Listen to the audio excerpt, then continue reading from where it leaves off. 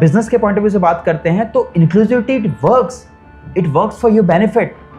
Level of commitment, level of demotion, level of trying to prove their point कितना high है यहाँ पे. 11 साल पुराने एम्प्लॉइज हैं ब्रो मेरे पास में, 11 साल पुराने. क्या होता है 11 साल यार किसी ऑर्गेनाइजेशन का? क्या दे रहा हूं मैं उनको? 15,000 की सैलरी. क्या उसको वो इक्विटी मिल रही है? क्या उसको वो प्रिविलेज मिल रहा है यहाँ पे रहने से? क्या उसको कम्युनिटी की फीलिंग मिल रही है? क्या उसको सेंस ऑफ बिलोंगिंगनेस मिल रहा है? हाँ, मेरा जहन सिर्फ अपने कैंपस में एक अच्छा एक्सपीरियंस क्यूरेट करके देना आपको एज अ गेस्ट, ये मेरा कोर इंटेंट है. इसके जरिए मुझे राष्ट्रपति पुरस्कार मिल जाए, इसके जरिए मुझे हेलन केलर पुरस्कार मिल जाए, इसके जरिए उपराष्ट्रपति तय करे कि उनको नुक्कड़ विजिट करना है, इसके जरिए भारत दर्शन में निकले आईएएस का पूरा ट्रूप डिसाइड करे उसको नुक्कड़ विजिट करना है. ये सब एडिशनल बेनिफिट है. I don't crave for these things. Like despite of its happening at such a grand scale जहां पे honourable president himself is giving you an award. Like लोगों का सपना रहता है अपनी जिंदगी में राष्ट्रपति के पास तक पहुंच पाना. I had that person standing next to me, giving me award, asking me अच्छा आप रायपुर से हैं, having such conversation. तो वो तो रिमार्केबल है, लेकिन मुझे बहुत एक्साइटमेंट नहीं आया उस पूरी प्रोसेस को लेके. जिंदगी में सबसे बुरा क्या होता है? नाउमीदी. और उससे भी बुरा ये होता है कि जब आप किसी को उम्मीद भी ना दे पाए. एक लड़का है जो दिल्ली से एमएनसी की नौकरी छोड़कर आ रहा है कुछ बदलाव लाने की जिद से. वो पहुंचता है महाराष्ट्र के गांव में और देखता है एक सीन जहां पे एक घर के बाहर एक खाट में विकलांग बच्चा पड़ा है और माँ बाप निराश हैं, लेकिन उसके पास उनको देने के लिए वो उम्मीद भी नहीं है. ये होता है सबसे बुरा. वो आदमी पहुंचता है बदलाव लाने के लिए गुजरात और वहाँ लोग हेल्प नहीं करते हैं, लोग रहने के लिए भी जगह नहीं देते हैं और गुजारने पड़ते हैं 3 दिन एक गोदाम में केरोसिन और यूरिया की बदबू के साथ. बॉडी रिएक्शन हो जाता है, लेकिन फिर भी वो जिद है कि वो चेंज लाना है. लेकिन जिद अपनी शर्तों पे नहीं आती, वो बदलाव अपनी शर्तों पे नहीं आती. वो ओडिशा पहुंचता है और देखता है गरीबी, कि कैसे एक घर में दाल का बनना भी लग्जरी हो जाती है. घर आता है तो पिताजी पूछते हैं कि यार तुम्हें जिंदगी में क्या चाहिए? पैसा कमाना चाहते हो, शोहरत कमाना चाहते हो, नाम बनाना चाहते हो, क्या? जवाब आता है सुकून. और उस सुकून ढूंढने की राह में वो आता है रायपुर. एक प्लेटफॉर्म बनाता है जहां पे ट्रांसजेंडर, डीफ, डिसेबिलिटी, विकलांग, दिव्यांग लोगों को काम मिलता है और उनकी जिंदगी बदलनी शुरू होती है. ये कहानी यहां से शुरू होती है. कहानी का एक और पड़ाव है, एक फ्रेम है. वो फ्रेम है, उस फ्रेम में 3 चीजें हैं. एक तरफ है राष्ट्रपति, एक तरफ है वो लड़का और बीच में है वो सम्मान जो है नेशनल बेस्ट एम्प्लॉयर का, सर्वश्रेष्ठ नियोक्ता का. उसका सम्मान है. जो ये सम्मान उस चीज का है, उस जिद का सम्मान है जो वो बदलाव लाने की वो जिद है. हम उसी लड़के से मिलेंगे आज जो वो जिद के साथ निकला है. Please welcome Priyank Patel. Thank you so much. Thank you. Hello sir. Such great narrative यार. मतलब आपने रिमाइंड करा दिया पूरा जो एक जर्नी रही है सारी की सारी. Thank you so much. It's really very beautiful, very beautiful. Sir जब नुक्कड़ को देखते हैं, नुक्कड़ जो नहीं जानते उनके लिए एक कैफ़े चेन है, एक जहाँ पे डिसेबल्ड कम्युनिटी के लोग, ट्रांस कम्युनिटी के लोगों को यहाँ पे रोज़गार मिलता है. वो यहाँ पे काम करते हैं. मैं आपसे जानना चाहता हूँ कि नुक्कड़ क्या है. मैं कुछ दिनों पहले मैं बीच में इंटरप्ट करके इसलिए क्योंकि एक होता है कि हम क्या बनाना चाहते हैं, हम क्या दिखाना चाहते हैं और लोग क्या देखते हैं उसको. नहीं. तो ये जो मैंने कहा ये एक छोटा सा वो पार्ट है जो शायद लोगों के नज़रिए से या ये मेरे नज़र से कि ये ऐसी जगह है. उसमें और भी चीज़ें ऐड है, बट फिर भी आपके लिए नुक्कड़ क्या है और नुक्कड़ आप कैसा चाहते हैं? एक तो बड़ी व्यवहारिक सी परिभाषा है नुक्कड़ की जो अक्सर मैंने अपने प्रेजेंटेशंस में, किताबों में मतलब लिखी भी है और जिस पे यकीन भी रखता हूँ मैं कि 2 नज़रियों से नुक्कड़ खुला गया है. नुक्कड़ कहने को तो डेफिनेटली एक कम्युनिटी स्पेस है जहाँ पे लोग गैदर होते हैं, अलग अलग आइडियाज़ पे बातचीत करते हैं, जहाँ पर्सन विद डिसेबिलिटी को रोजगार मिलता है, दिव्यांगों को रोजगार मिलता है और सोसाइटी को सेंसिटाइजेशन मिलता है कि भैया ये बच्चे डिजर्व करते हैं, ये बच्चे क्रेडिबल हैं. ये एक बेसिक नैरेटिव है. लेकिन मुझे लगता है जो सबसे खूबसूरत परिभाषा नुक्कड़ की हो सकती है, जो हमारे संविधान के जैसी परिभाषा है। हमारे संविधान को हम क्या कहते हैं? लोगों के द्वारा लोगों के लिए बनाया गया। एब्सोल्युटली नुक्कड़ वही है, लोगों ने बनाया है नुक्कड़ को। नुक्कड़ महज एक आइडिया के तौर पे कब का फ्लॉप हो सकता था? नुक्कड़ के पास विफल हो जाने की सारी वजहें थी।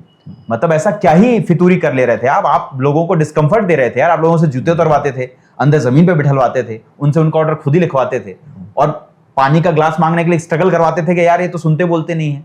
वो सारे रीजन होने के बावजूद अगर शहर ने आपको इतना प्यार दिया, आपको पन पाया, 11 साल की जर्नी आपने की, इतने स्टोर्स आपने खोल लिए, तो मुझे लगता है लोगों ने ही नुक्कड़ को बनाया है, अपने हिसाब से बनाया है। नुक्कड़ का पूरा मॉड्यूल, नुक्कड़ का पूरा ढांचा लोगों ने अपने हिसाब से तैयार किया है। तो हमने तो सिर्फ इसको एक कह सकते हैं कि लोगों ने इसको पूरा शेप दिया, हमने सिर्फ एक आइडिया प्रेजेंट किया था।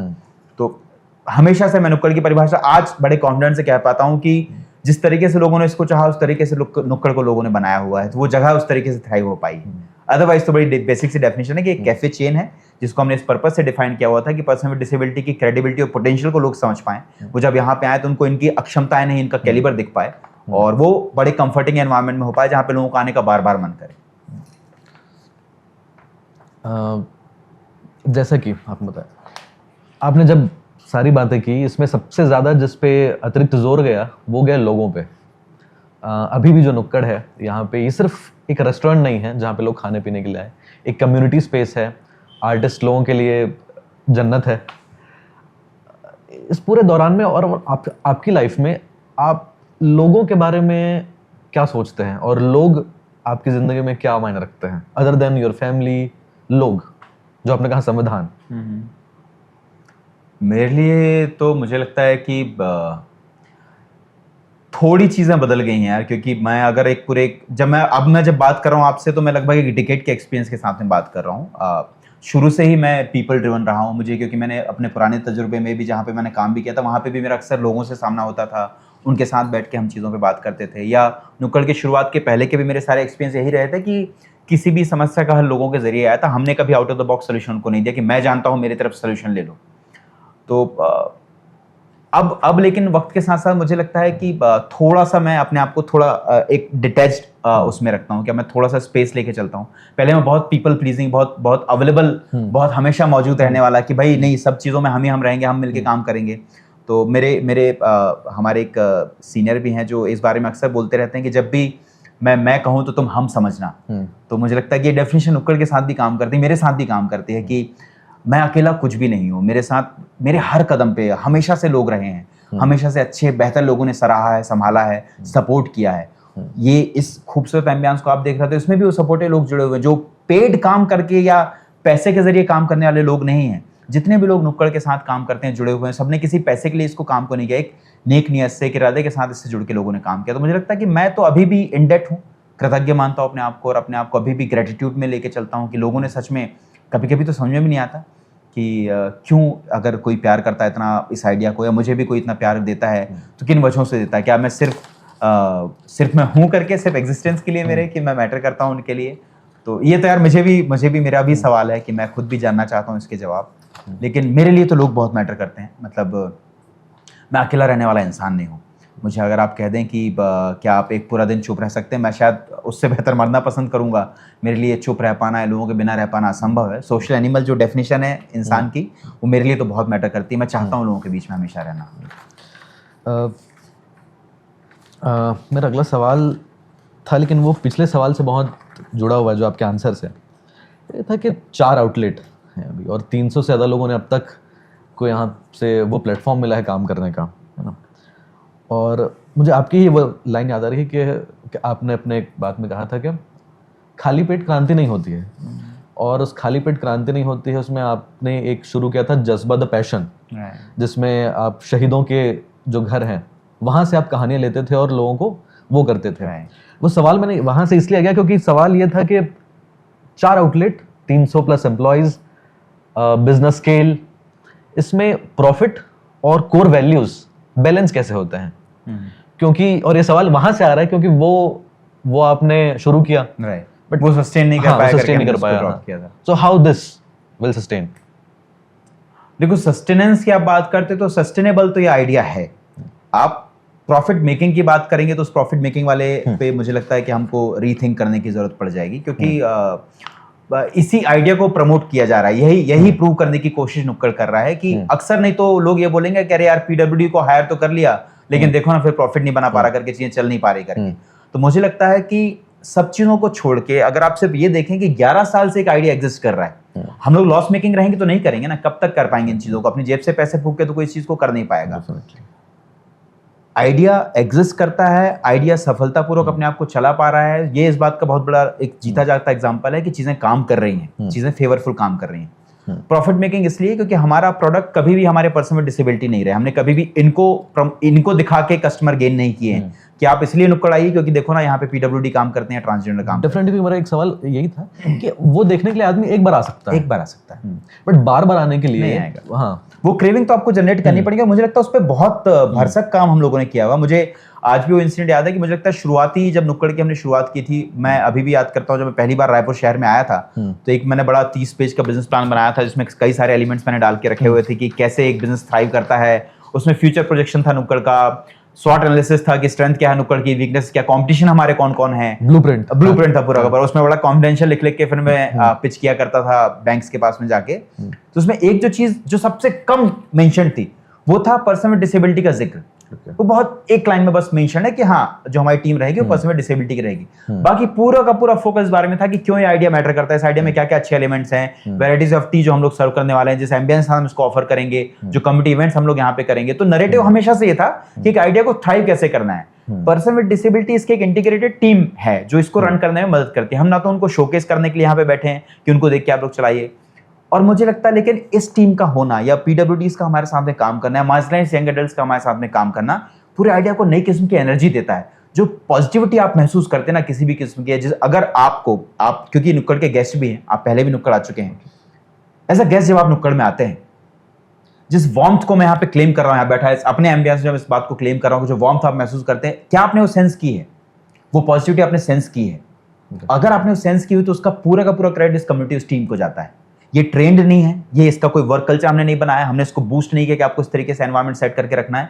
लेकिन अगर वो पॉजिटिविटी इस पूरे एनवायरनमेंट में, इस पूरे वर्क कल्चर में कहीं से आती तो इस टीम के अपने इंटेंट की वजह से आती, क्योंकि ये लोग अपने आप को प्रूव करने की कोशिश कर रहे हैं। और मुझे लगता है इस पूरे आइडिया में जब आप नुक्कड़ की प्रॉफिटेबिलिटी की बात करते हैं ना, पूरे के पूरे नैरेटिव में नुक्कड़ को सबसे मजबूती से स्थापित करता है इसका वर्क कल्चर, इसकी पॉजिटिविटी, इसकी वार्मथ, जिसको महसूस करने की, जो आप बोलते हैं, आपने जिस अभी मुझे बताया कि जिसको भी आपने, जिससे भी आप मिले हैं, अगर उसने बोला कि यार थोड़ा सा मैं अनसेटल महसूस कर रहा हूँ, बहुत कंफर्टेबल महसूस नहीं कर रहा, आप उसको रिकमेंड करते कि एक बार नुक्कड़ होके आना, क्योंकि शायद वो सुकून उसको वहाँ पे मिल सकता है, शायद वो पीस वो यहाँ पे सीख कर सकता है, शायद वो कनेक्शन उसको यहाँ पे मिल सकते हैं, वो नेटवर्क उसको यहाँ पे मिल सकता है।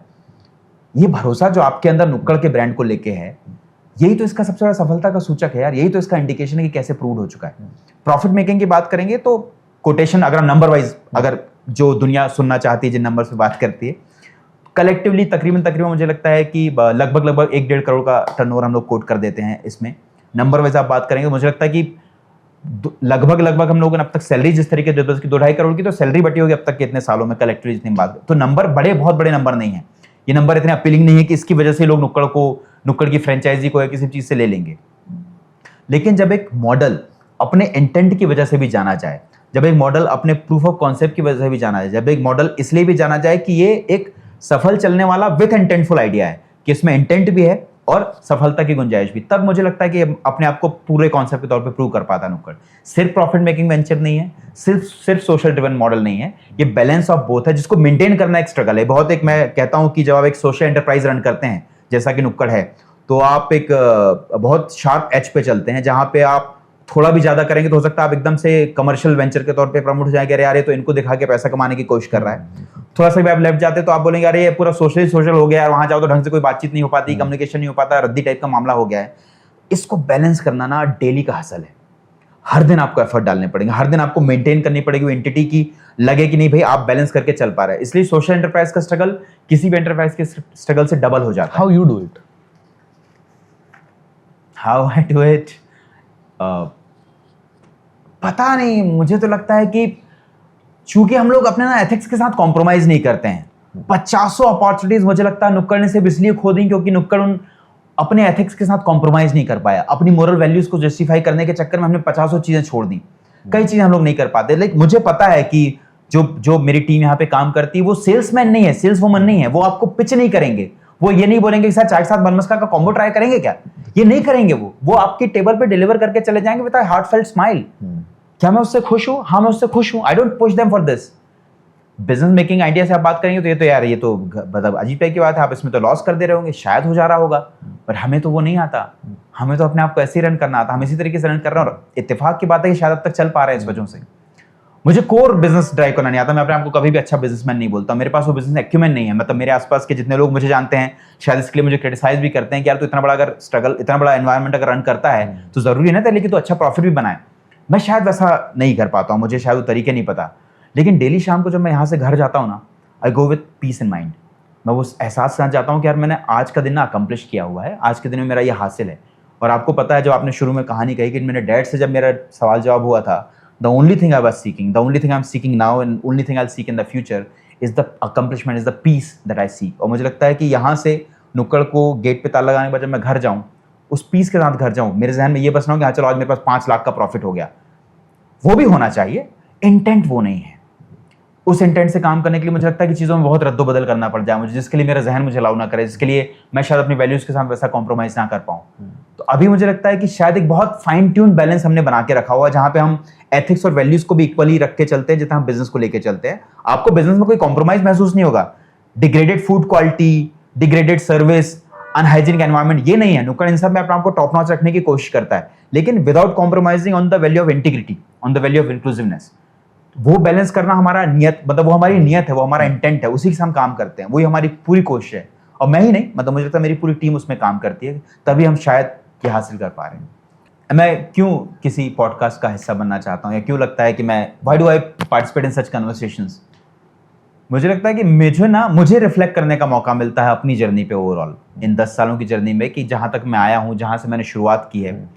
डिसअपॉइंटमेंट होता है कई बार, ऐसा लगता है कि जो पता नहीं जो करना चाह रहे हैं सही जगह तक पहुँच रहा है कि नहीं पहुँच पा रहा, सही लोगों तक पहुँच पा रहा है कि नहीं पहुँच पा रहा, लोगों के उन एलिमेंट्स को हम टच कर पा रहे हैं कि नहीं जो इंटेंट से नुक्कड़ की शुरुआत हुई थी। तो ये सारे कन्वर्सेशन ना बड़े रिफ्लेक्टिव होते हैं, मुझे रिगेन करने का मौका मिलता है अपने पूरे आइडियाज के अराउंड। और अक्सर जब मैं अपने लोएस्ट मूड में होता हूँ ना, जब लगता है कि बस बाबा इसके आगे तो हो नहीं पाएगा ना, तब मुझे वो अंकल याद आते हैं, तब मुझे वो आइडिया याद आता है कि किसी भी दिन नुक्कड़ के बारे में अगर प्रियंका के जहन में ख्याल आया तो क्यों आया। किसी भी इंसान के लिए अगर मैंने सोचा कि इस चीज़ को किया जाए, खुद के लिए करने का सोचा था, अगर सोचा होता तो मुझे लगता है कि इसकी फ्रेंचाइजी बांट के अब तक तो जो करना था कर सकते थे, या संभावना बनाई जा सकती। तो मुझे लगता है कि ये सारे क्वेश्चन ना मुझे उस पॉइंट तक लेके जाते हैं कि इसकी अगर शुरुआत हुई तो क्यों हुई, और शुरुआत के साथ अब तक कितने मजबूती से टिके हुए हैं। वो तो थैंक्स टू यू कि ये सब चीज़ें हम आज कर पा रहे हैं। जब आप बात कर रहे थे तो मुझे ना 2-3 चीज़ें दिमाग में आई। पहला, जब आप 5 मिनट पहले जब कह रहे थे कि यार कुछ बिजनेस में फेल हो गया शायद, तो मुझे एकदम से क्लिक किया कि वो मॉडल जो आपने लॉन्च किया था, बिल बाय दिल। मैं सोचता हूँ बहुत यार इसके लिए तो मेरी टीम में इतना क्रिटिसाइज करती है, बाप रे बाप रे बाप। तो बड़ा फितूरी आइडिया, बड़ा तलंगिया। अब मैं ना, मेरा पता नहीं, आप बताएं। हाँ, मेरा ना लोगों पे बहुत यकीन है, मतलब फ्रॉम पीपल परसेप्शन में बहुत ऑप्टिमिस्टिक आदमी। मुझे लगता है कि यार इंसान ना ज़हनी तौर पे बहुत नेक आदमी है, लोग गलत नहीं करना चाहते, लोग नुकसान नहीं पहुंचाना चाहते। आपको तरीके आपको डिफाइन करने पड़ेंगे। अब जैसे बिल बाय दिल का मैं एग्जांपल आपको दे रहा हूं। नुक्कड़ अपनी एनिवर्सरी पे एक आइडिया क्यूरेट करता था जिसका नाम है बिल बाय दिल। क्या आइडिया भाई साहब? ये आप नुक्कड़ आइए, आप मेन्यू ट्राई कीजिए, जो भी आपको एक्सपीरियंस करना है। मेन्यू आपने एक्सपीरियंस कर लिया, 1-1.5 घंटे आपने स्पेंड कर लिया टाइम। फिर जब आपके पास में बिल की बारी आती ना, बिल के बदले आपके पास में खाली लिफाफा जाएगा। उस खाली लिफाफे में आपको जो भी अमाउंट वर्थ लगता है कि भाई पूरे एक्सपीरियंस के लिए मेरे को आज 50, 100, 500, 1000, 2000 जो अमाउंट डालना मैं डाल दूंगा, कोई क्वेश्चन नहीं पूछा जाएगा। लिफाफा लाके आपको थैंक यू बोल के क्लियर कर दिया जाएगा। सोचने में तो बड़ा नेक लग रहा है कि आइडिया तो ठीक है, लेकिन जब आप एक्सेल शीट के हिसाब से बैठ के बातचीत करना शुरू करते हो, आपको लगता है यार ये तो कितना रिस्क प्रोन है। लोग पार्टी करके चले जा रहे हैं, करके चले गए, चले जाएंगे नहीं, लोगों ने पार्टी करके चले गए। मतलब मुझे लगता है कि जब पहली बार मैंने बिल बाय दिल किया था तो जितने कॉल नुक्कड़ की इंक्वायरी के हमको आज तक नहीं आए होंगे साल भर में, उतने कॉल उसे एक दिन में आ गए। इतने कॉल है, भैया कहाँ है नुक्कड़, कहाँ है नुक्कड़, कहाँ है नुक्कड़, कहाँ है। सो लोगों ने, मेरी टीम ने मुझे बोला कि ये तो बहुत ही गलत बात है, मतलब इसमें तो हम लॉस कर जाएंगे, कर जाएंगे, पर इवेंचुअली होती हैं चीजें, शायद वैसा काम नहीं कर पाती है। मेरा ना लोगों की जेनरोसिटी पे बड़ा ट्रस्ट था। मुझे लगता था कि हर अनुभव की ना कीमत नहीं लगाई जा सकती यार, हर चीज को मैं पैसों से नहीं तौल सकता। और ये मैं सीप इन करने की कोशिश कर रहा था, ये मैं प्रैक्टिकल लोगों के जहन में पहुंचाने की कोशिश कर रहा था। शायद फेल कर गया, शायद तरीका ठीक नहीं था, जिस तरीके से मैंने इसको प्रेजेंट किया वो तरीका ठीक नहीं था, और इसके ऊपर मेहनत की जा सकती थी, फुल प्रूफ किया जा सकता था इसको। लेकिन फिर मेरे को लगता है यार थोड़ा तो इंस्टिंक्ट पे ट्रस्ट करना चाहिए ना, कुछ तो लोगों पे छोड़ते हैं, कुछ तो लोगों को जज करने देते हैं कि इस आइडिया को कैसे एग्जीक्यूट करना है। सब तरीके से तैयारी करके मैं इसको पेश करूंगा तो फिर तो मैं तो हमेशा ही फुल प्रूफ करता रहूंगा आइडियाज को। तो वो एक एक्सपेरिमेंट था मेरा, एक्सपेरिमेंट ऑफ जेनरसिटी में जिसको, और ऐसे बथेरी चीज है। मुझे लगता है कि ये सिर्फ एक एग्जांपल है, इसकी हम लोग बातचीत कर रहे हैं। हर वो आइडिया जिसके अराउंड नुक्कड़ ने काम किया है उसके पीछे इंटेंट हमेशा यही रहा है कि लोगों को मौका देते हैं कि लोग तय करें कि इसके साथ क्या होना चाहिए। तभी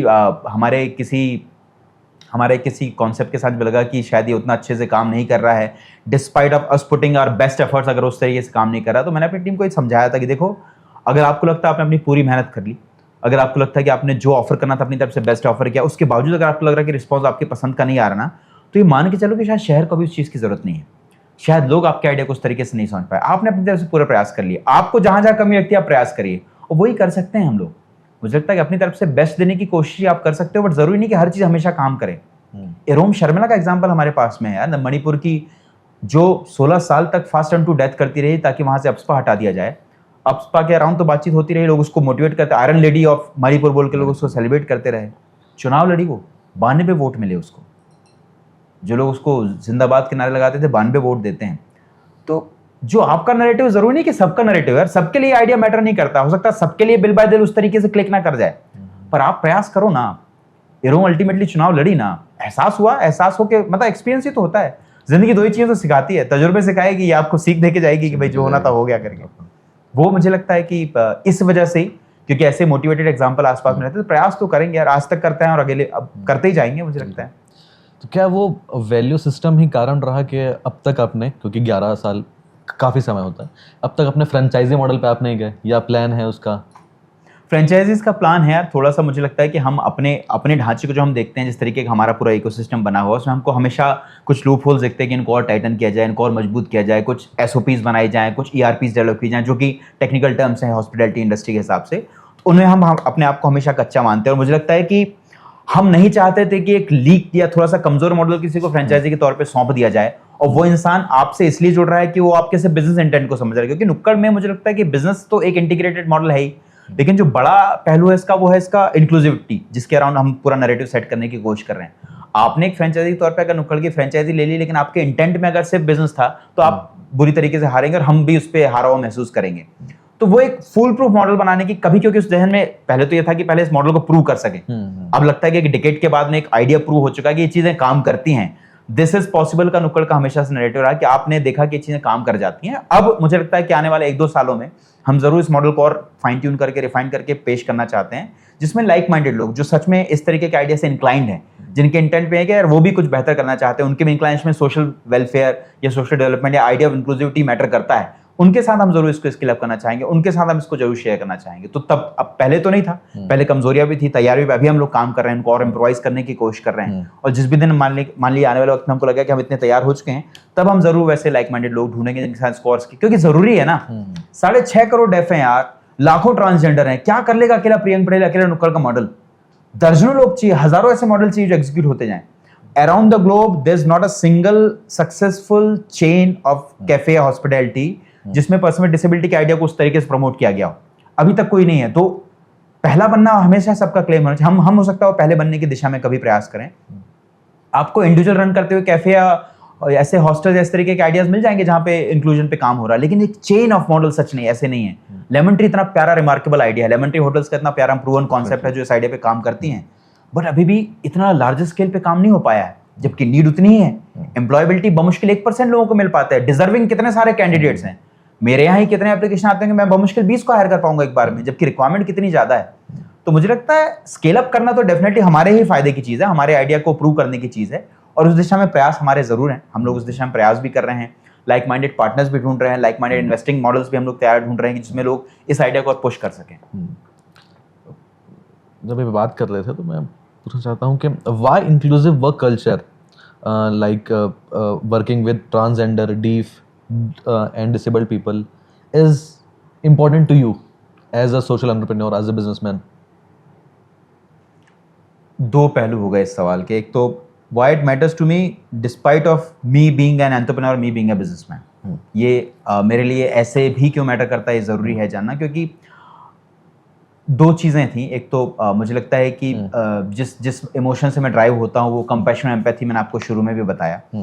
और जो मेरे तजुर्बे रहे थे जब मैंने देखा था कि एक तो प्लेस ऑफ इंस्पिरेशन क्रिएट करने का बेसिक सा आइडिया था कि मुझे फॉर द विजिटर्स एक प्लेस ऑफ इंस्पिरेशन क्रिएट करनी थी, और प्लेस ऑफ इंस्पिरेशन जहाँ पे जो मोस्ट मार्जिनलाइज है ना, और जो जिनको अपन को स्पेस देनी है उस आइडिया के अराउंड काम करें। तो ये मैटर इसलिए करता है मुझे, और ये मेरे लिए इसलिए मैटर करता है, जो मैं चाहता हूँ सबके लिए मैटर करे, क्योंकि ये बहुत बड़ा वैक्यूम है जिसके अराउंड काम होना चाहिए। पिछले 5 सालों में पीडब्ल्यूडीज के राइट्स के बारे में, ट्रांसजेंडर्स के राइट्स के बारे में अवेयरनेस बढ़ी है, एक्सेप्टेंस बढ़ा है, आइडिया पे बातचीत होनी शुरू हुई है, inclusivity as an idea, diversity, equity, inclusion, awareness पे बहुत बातचीत होने लगी है। लेकिन एक्सेप्ट मेजर सिटीज, बड़े शहरों में, कॉर्पोरेट्स में, एमएनसीज में प्रैक्टिस करना तो भी आसान है क्योंकि आपको लर्न इस तरीके के लोग मिल जाएंगे। छोटे शहरों में, टियर 2 सिटीज में, टियर 3 सिटीज में अभी भी ये प्राइमरी आइडिया नहीं बन के आया हुआ है। मुझसे कुछ इन्वेस्टिंग फर्म्स पूछती हैं कि क्या आप अपने आइडिया को मेट्रोज में लेके जाएंगे, बॉम्बे, दिल्ली में एग्जीक्यूट करेंगे। तो ये क्योंकि इन्वेस्टिंग पार्टनर्स, तो मुझे लगता है कि हाँ कह के फट से इस चीज को हाँ कहा जा सकता है कि मैं जानता हूं कि बड़े शहरों में खोलने से मेरे आइडिया को रीच, रेवेन्यू और एक्सेस तो बहुत जल्दी मिल जाएगी, लेकिन नीड कहां पे है इस आइडिया की? क्या मेरे लिए रायपुर शहर में ट्रांसजेंडर्स के बारे में बात करना, उनके एबिलिटीज के बारे में बात करना ज्यादा जरूरी है, या बॉम्बे जैसे बड़े शहर में इसके बारे में बात करना ज्यादा जरूरी है, जहां पे any which ways there are multiple ways of exposing such ideas, जहां पे लोग बेहतर और कई तरीकों से इसको एक्सपोज कर सकते हैं। और अवेयरनेस तो भी मुझे लगता है कि जितना छोटे शहरों में इसकी जरूरत है उसी बड़े शहरों में नहीं है। तो प्राइम एजेंडा यह है कि इस तरीके के आइडिया को एग्जीक्यूट करना जरूरी है। मतलब मैं इसकी नीड समझता हूं, मैं इसको कतई जरूर नहीं मानता हूं कि प्रियंक पटेल इसको करे। आप कल के दिन बोले कि भैया आपसे बेहतर चलाने वाले लोग हैं, तो मैं खुशी खुशी नुक्कड़ से स्टेप डाउन कर जाऊंगा और उन लोगों को यहाँ पे खड़ा कर दूंगा, प्रोवाइडेड कि आइडिया ऑफ इंक्लूजन को मेरे तरीके की नियत से लेके चलते हैं। प्राइम इंटेंट ये है, मैं चाहता हूं कि ये चीज होती रहे। प्रियंक या नुक्कड़ करता रहे, मेरा कोई इंटेंट नहीं है। मैं तो चाहता हूं इस जैसे दर्जनों आइडिया प्रमोट हों और होते ही रहें, हमेशा से मेरा इंटेंट रहा है। दूसरा, जब आप बिजनेस के पॉइंट ऑफ व्यू से बात करते हैं तो inclusivity it works for your benefit. Level of commitment, level of demotion, level of trying to prove their point कितना हाई है यहाँ पे। 11 साल पुराने एम्प्लॉइज हैं ब्रो मेरे पास में, 11 साल पुराने। क्या होता है 11 साल यार किसी ऑर्गेनाइजेशन का? क्या दे रहा हूं मैं उनको? 15,000 की सैलरी, 15,000 की सैलरी के 11 साल टिकेगा आपके साथ में? क्या लगता है आपको? क्यों कोई रुका है नुक्कड़ के साथ में? अपॉर्चुनिटीज नहीं है? दर्जनों कंपनियां हैं जो आपको अपॉर्चुनिटीज दे रही हैं, Flipkart, Vishal mega mart, whatever you just name them, वहां पे आपको अपॉर्चुनिटी मिल जा रही है। लेकिन अगर कोई भी पर्सन जो विथ हियरिंग इंपेयर्ड आता है या कोई भी ट्रांस अगर आपके सामने रुका हुआ है भी लंबे वक्त के लिए, तो क्यों रुका हुआ है? क्या उसको वो इक्विटी मिल रही है? क्या उसको वो प्रिविलेज मिल रहा है यहाँ पे रहने से? क्या उसको कम्युनिटी की फीलिंग मिल रही है? क्या उसको सेंस ऑफ बिलोंगिंगनेस मिल रहा है? हाँ, ये चीजें हैं जो शायद उसको रोक सकती हैं यहाँ पे। क्योंकि महज तनख्वाह का आप अगर सोचें कि इकोनॉमिकल कॉम्पनसेशन एक बड़ा फैक्टर हो सकता है, नहीं, मैं नहीं मानता उसको। 15,000 की तनख्वाह कोई इतनी बड़ी तनख्वाह नहीं कि कोई आपके साथ इतने लंबे वक्त तक रुक जाए। मैं तो अभी भी सोचता हूँ कि मैं अपने एम्प्लॉइज को बहुत फेयरली उतने तक कॉम्पनसेट नहीं कर पाता जितना वो डिजर्व करते हैं, क्योंकि मेरे मॉडल में शायद उतनी गुंजाइश नहीं बन पाई है और उस पर हम लोग लगातार स्ट्रगल करते रहते हैं। हम चाहते हैं, मैं अपने कर्मचारियों को 30,000 की तनख्वाह देना चाहता हूँ, अभी नहीं दे पा रहा हूँ, अभी मेरी गुंजाइश वैसी नहीं बन पाई है। कोशिश मेरी है, मैं चाहता हूँ इनको इक्वली फेयरली कॉम्पनसेट कर पाऊँ, उस दिशा में प्रयास हमारे हैं। लेकिन वो जरिया, वो इकलौती वजह नहीं जिसकी वजह से कोई भी कर्मचारी आपके साथ रुकता है। एक ऑर्गेनाइजेशन में किसी पीडब्ल्यूडी का होना या मार्जिनलाइज्ड यंग एडल्ट का होना मैटर करता है उनके डिवोशन को लेके। ये अपने आप को प्रूव करने के लिए जान लगा देते हैं, अपनी वर्थ प्रूव करने के लिए, और उनका वर्थ प्रूव करना आपके मॉडल को सस्टेन करता है। किसी भी कंपनी, जो भी कंपनी अपने यहाँ पर्सन विद डिसेबिलिटी को हायर करेगी, उनको बेनिफिट मिलेगा इस चीज से। डिवोशन उनका दिखेगा, कमिटमेंट उनका दिखेगा, लॉयल्टी उनकी दिखेगी, एफर्ट्स उनके दिखेंगे जो आपकी कंपनी को बेनिफिट पहुंचाते हैं। I don't know why people don't understand this. क्यों लोगों को लगता है कि बहुत एफर्ट लग जाते हैं? It doesn't take that much of efforts यार। बहुत मिनिमम कंट्रीब्यूशन के साथ में आप पूरा का पूरा इकोसिस्टम बना सकते हैं, and people are making it, people are proving the idea. हम इकलौते एग्जांपल नहीं है, ऐसे दर्जनों एग्जांपल आप कभी भी पन्ने पलटेंगे दिख जाएंगे आपको। अच्छे प्रूवन कॉन्सेप्ट जो इंक्लूसिविटी पे काम कर रहे हैं, making great profit and proving the model, ऐसे भी एग्जांपल अच्छे अच्छे आपके पास मौजूद हैं। तो मुझे लगता है कि एक तो इसकी नीड है, और दूसरा जहनी तौर पे मेरे लिए मैटर करता है, और तीसरा बिजनेस को भी सपोर्ट करता है आइडिया, इसलिए इसका होना जरूरी है। जब आप ये नंबर बता रहे थे तो मैं कहा कि ये हॉस्पिटैलिटी इंडस्ट्री में खास करके 11 साल तक एक एम्प्लॉय का रहना, और जिन्होंने मेंटेन किया है उनका रीज़न रहा है कि द मनी, है ना। बट ये बहुत बड़ा नंबर है और ये बहुत कम होता है सर। अभी जैसा है कि नुक्कड़ सिर्फ एक खाने पीने की जगह है नहीं, now it is a community space, है ना, और एक आर्टिस्टिक एक्सप्रेशन के सेंटर्स बन गए हैं। आपके कैफेज के कम्युनिटीज़ पर उनके इम्पैक्ट को आप कैसे मेजर करते हैं? इम्पैक्ट तो आप क्रिएट करना चाह रहे हैं, हो रहा है, but how do you measure it? ऐसा कोई टेंजिबल फॉर्मूला तो नहीं है यार ईश्वी, अगर हम लोग बात करेंगे तो कि कुछ मैट्रिक्स हमने डिफाइन करके रखे हैं जिससे हम इस इम्पैक्ट को असेस कर पाएँ। लेकिन मुझे लगता है कि नुक्कड़ को एज अ प्लेटफॉर्म इस्तेमाल करके जितनी कम्युनिटीज़ शहर में पनपी हैं या जितनी कम्युनिटीज़ थ्राइव कर रही हैं ऑफ एनी काइंड, मुझे लगता है कि we were the very first organisation जिन्होंने मेंटल हेल्थ को मेन स्ट्रीम किया। We were the very first organisation जिन्होंने आइडिया ऑफ इंक्लूजन को प्रमोट करना शुरू किया, उसके अराउंड बातचीत शुरू की। We were the very first organisation जिन्होंने LGBTQ की एक्सेस को इतना ओपन करवाया, talking about all such issues. और ये सारी कम्युनिटीज़ के बारे में ना सिर्फ अवेयरनेस बल्कि इन प्रैक्टिकल एप्लीकेशन की लोग एक्सेस कर पा रहे हैं इनको, वो इस प्लेटफॉर्म के जरिए हुआ है। यहाँ से इन्फ्लुएंस होके अगर कोई इंसान जा रहा है, अपनी कम्युनिटी पनपा रहा है, थ्राइव करवा रहा है उसको, तो मैं नंबर वाइज उसका आपको टेंजिबल इम्पैक्ट शायद ना बता पाऊँ, लेकिन मैं जानता हूँ कि शायद नुक्कड़ की नर्चरिंग ने उसके आइडिया को इतना प्रमोट किया, उसके आइडिया को इतना नरिश किया कि वो फाइनली इसको एग्जीक्यूट कर पा रहा है। और ऐसे दर्जनों एग्जांपल्स आपको मिल जाएंगे जो इस बात को आई एम प्रीटी श्योर कि इस बात को क्लेम करेंगे कि उनको वो नर्सिंग आइडिया या उनको उस तरीके की नर्चरिंग इस प्लेटफॉर्म से मिली है। क्योंकि मैंने अपने एंड पे वो स्ट्रगल देखा हुआ है कि किसी भी चीज़ को लॉन्च करने के लिए आपको प्लेटफॉर्म कितना ज़रूरी होता है। जब शुरुआती दिनों में नुक्कड़ को बूस्ट करने के लिए मैं इसके कोलैबोरेशंस ढूंढता था तो I had received rejections only. लोग नहीं तैयार थे कि मुझे स्पेस दे पाता कि मैं उनके कैंपस में अपना एक छोटा सा कियोस्क रख पाता और इसको प्रमोट कर पाता। It was not happening. तो मैं वो पेन समझता हूँ कि किसी भी स्ट्रगलिंग या किसी भी एस्पिरेशनल बंदे के लिए एक प्लेटफॉर्म कितना मैटर करता है। हमारे प्लेटफॉर्म नुक्कड़ ने हमेशा अपने आप को फ्री रखा।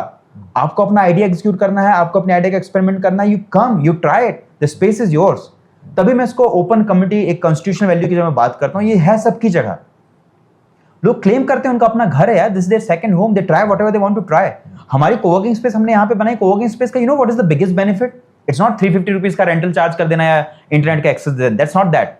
डेली का मेरा जो 150 लोगों का वॉक इन है, आप उनको पोटेंशियल क्लाइंट समझ के अपना आइडिया पिच कर सकते हैं ना, आप नेटवर्किंग कर सकते हैं, आप कम्युनिटी बना सकते हैं, अपना ब्रांड स्टैब्लिश कर सकते हैं, प्रमोट कर सकते हैं अपने आप को। This is the access I am offering. और ये और कहां कैसे होगा एक्सेस यार? मैं कुछ भी बांध के, कुछ भी छुपा के, सिर्फ मेरा अपना, मेरा अनमोल, मैं ये नहीं कर रहा हूं। लाइक मुझे लगता है the biggest strength me and Nukkad have is offering the access for everyone. It's your space, utilise it the way you want, get benefit जिस भी तरीके से आपको मिल सकता है। क्योंकि मैं जो बोलता हूं, मेरे इंसानों के जहन पे बहुत यकीन है, मेरा लोगों की ना पॉजिटिविटी पे बहुत यकीन है। मुझे हमेशा लगता है कि लोग चाहें तो जगह को अपने बेहतरी के लिए और समाज की बेहतरी के लिए इस्तेमाल कर सकते हैं, और वैसा करते हैं लोग। लोग कभी भी इसको पर्सनल बेनिफिट के लिए इस्तेमाल नहीं करते हैं। लाइक जितनी भी चीजें पनपी हैं, they are working, all are working for collective good यार। सबने बड़े बेहतर सामुदायिक उद्देश्यों के लिए काम किया है।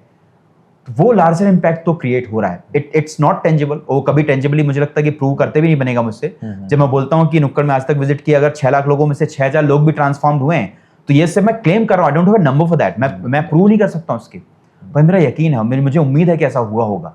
और जहाँ पे भी ये 6,000 लोग होंगे दुनिया के किसी भी कोने में, उनको ये तो पता है कि यार एक ना ऐसी चीज मैटर करती है, पर्सन विद डिसेबिलिटी के पास एक्सेस तो होती है, इसके अराउंड काम तो किया जाना चाहिए। तो वो ट्रांसफॉर्म लोगों का नंबर शायद मेरे पास ना हो, लेकिन यकीन मेरे पास पे कि शायद ये चीजें काम कर रही हैं। जब आप ये कह रहे थे तो मुझे याद आया कि जब हम स्टार्ट कर रहे थे पॉडकास्ट, अभी तो हम मेरे ख्याल से 10th या 11th एपिसोड है आपके साथ, तो स्टार्टिंग में हमारे पास स्टूडियो नहीं था। हमें अभी तो हमने एक छोटा सा बना लिया है जहाँ पे हम कर सकते हैं, बट और उस टाइम मैं आपके साथ 2-3 महीने पहले, नहीं 4-5 महीने पहले आपके साथ हम सर एक रिकॉर्डिंग करते हैं, और उस टाइम मैं जानता था कि जो लोग यहाँ पे करते हैं उसका क्या कॉस्ट है। जब मैंने आपसे पूछा था और वो कॉस्ट मैंने कहा था कि सर मैं वो फिलहाल अफोर्ड नहीं कर पाऊंगा। तो आपने कहा था कि नहीं, आप कभी भी इसको यूज़ कर सकते हैं, कोई उसका वो नहीं है। तो वो जो आपने कहा, बट फिर भी डिस्पाइट ऑफ दैट, जब आप कुछ चेंज लाना चाहते हैं और वो जो इम्पैक्ट की हम बात कर रहे थे, कहीं ना कहीं तो ज़रूरी होता ना सर कि वो कहीं ना कहीं मुझे कुछ तो पता चले। आपने जो सारी बातें की, डिस्पाइट ऑफ दैट, फिर भी कुछ तो मेजरमेंट कभी तो जरूरी होता ना। मैं आपको समझाता हूँ, अच्छा एग्जांपल समझाता हूँ। जब मैं उड़ीसा के एक गांव में अपनी फेलोशिप के कुछ दिन बिता रहा था, तो मेरे पास जो असाइंड प्रोजेक्ट था मेरे पास में, वो ये था कि मैं साल सीड्स होते हैं, साल के बीजों के लिए कोऑपरेटिव बनाऊंगा और साल के बीजों का कलेक्शन करेंगे और उसके बाद उनको ऑयल कंपनीज को बेचेंगे करके। तो जिन लोगों को मैंने चुना था उसके सेल्स पॉइंट के मेन लीडर के तौर पे, वो लोग जिनको लेप्रेसी थी। लेप्रेसी कोढ़ का रोग जिसको बोलते हैं, हाथ पैर की उंगलियां गल जाती, नमनेस आ जाती है।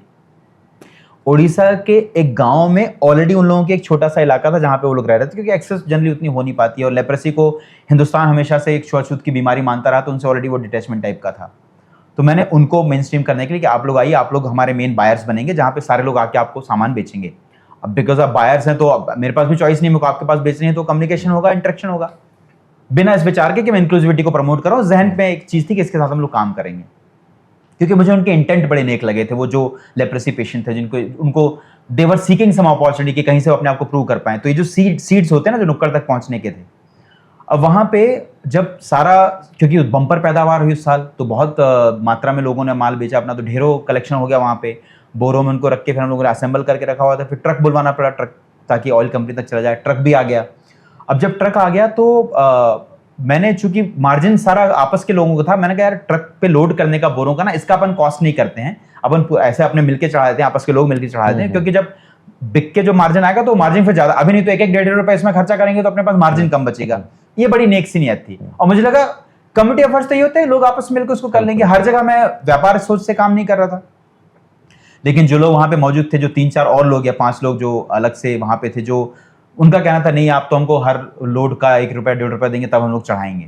तो मुझे लगा शायद लोग उतने मोटिवेट नहीं हो रहे हैं। इनको प्रूव करने के लिए ना मैं खुद के कंधों पे वो 50-50 किलो के बोरे लेके करीब 80 मीटर का फासला तय करके चढ़ाने लगा। 1 चढ़ाया, 2 चढ़ाया, जब 8 या 10 चढ़ा लिया, और थकाऊ प्रोसेस है ना, गर्मी का मौसम है, आपकी आदत नहीं है, आप फिजिकली उस चीज़ के लिए बन नहीं है, ट्राई नहीं किया आपने, लेकिन 50-50 किलो का आप बोरा जब वहाँ पे चढ़ा रहे हैं और रास्ते में ये सारे लोग जो आपसे पैसे की उम्मीद कर रहे थे, आपने उनको दिया ना, आप पे कमेंट कर रहे हैं कि हाँ तुम तो बड़े बाल वाले, तुम तो यही करो, बाहर से शहर से आके यही करने के लिए आए थे, इस तरीके के कमेंट्स आपके कानों में पड़ रहे हैं।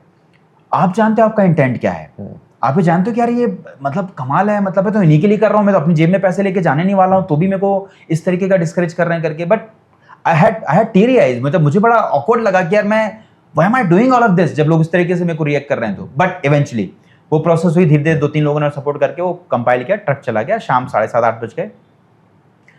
वो जो लेप्रेसी पेशेंट जिनको मैंने वहाँ पे बाहर बनाया हुआ था, रात को मैं जाने लगा अपनी मोटरसाइकिल शुरू करके, तो मेरे को आते हैं ऐसा हाथ में पकड़ के बोलते हैं बहुत बहुत शुक्रिया भैया आपका, आपकी वजह से आज ये चीज़ हो पाई। बताओ मेरे को किस बात का एहसास दिलाता है? वो मेरे इस भरोसे को कायम रखता है कि जिनके लिए ये ज़रूरी है ना, उनके लिए इसको होते रहना चाहिए, जो भी कॉज आपने शुरू किया है। मेरा प्राइमरी मोटिव एम्प्लॉयबिलिटी क्रिएट करना, वो यहाँ पे पर्पस पूरा हो रहा है। मेरा इंटेंट कभी भी आपको इन्फ्लुएंस करना नहीं था। आप अगर आके इन्फ्लुएंस होके जाते हैं तो मेरा पर्पस पूरा आप कर रहे हैं, मतलब मुझे ये सोने पे सुहागा वाली बात हो जाएगी। मेरा प्राइम इंटेंट क्या था? एक एम्प्लॉयबिलिटी जनरेट करना, जो मैं एम्प्लॉयबिलिटी जनरेट कर रहा हूँ यहाँ पे, सस्टेनेबल एम्प्लॉयबिलिटी, मतलब इनकी सैलरीज भी निकलती जाए बिना किसी चैरिटी के, वो मैं यहाँ पे प्रूव कर रहा हूँ। आप नुक्कड़ आके सिर्फ 1 कप चाय पी के चिल करके जा सकते हैं बिना किसी चीज से प्रभावित हुए। ठीक है भाई, मेरे को बर्थडे सेलिब्रेट करना था, मैंने केक काटा, पास्ता खाया, चला गया, that's okay, that two is okay. आपको पता नहीं है आपने अनइंटेंशनली भी जो यहाँ पे कंट्रीब्यूट किया है, जो आपने यहाँ पे बिल पे किया है, उस बिल से निकलने वाले रेवेन्यू ने इन बच्चों की डायरेक्ट हेल्प की हुई है, उनके एस्टेब्लिशमेंट को स्ट्रेंथन किया है। अब अगर आप इससे प्रभावित होकर कुछ बेहतर करते हैं, कल के दिन जाके कुछ और नया करते हैं, तो वो तो एडिशनल ही है। मैं उसको मेजर ना भी करूं, मैं उस पर काउंट ना भी करूं, मैं उस पर ध्यान ना भी दूं, तब भी मेरा पर्पस तो यहां तक भी पूरा हो गया है। आपका नुक्कड़ में आना, आपका यहाँ पे 1 कप चाय पीना, आपका एक कॉन्सेप्ट को देखना या ना देखना, आपने जो बिल पे किया तो 40 रुपए की चाय का बिल जो आपने दिया ना, that too has contributed in my cause. मैं इसके लिए कंसर्न नहीं हूं कि आपने इसके अलावा क्या किया। अगर आप वो कर रहे हैं, वो मेरे लिए एडिशनल बेनिफिट है, उसके लिए आप वो जो आप कर रहे हैं उसके लिए मैं आपका शुक्रगुजार हूं, लेकिन उसको मेजर नहीं कर रहा हूं।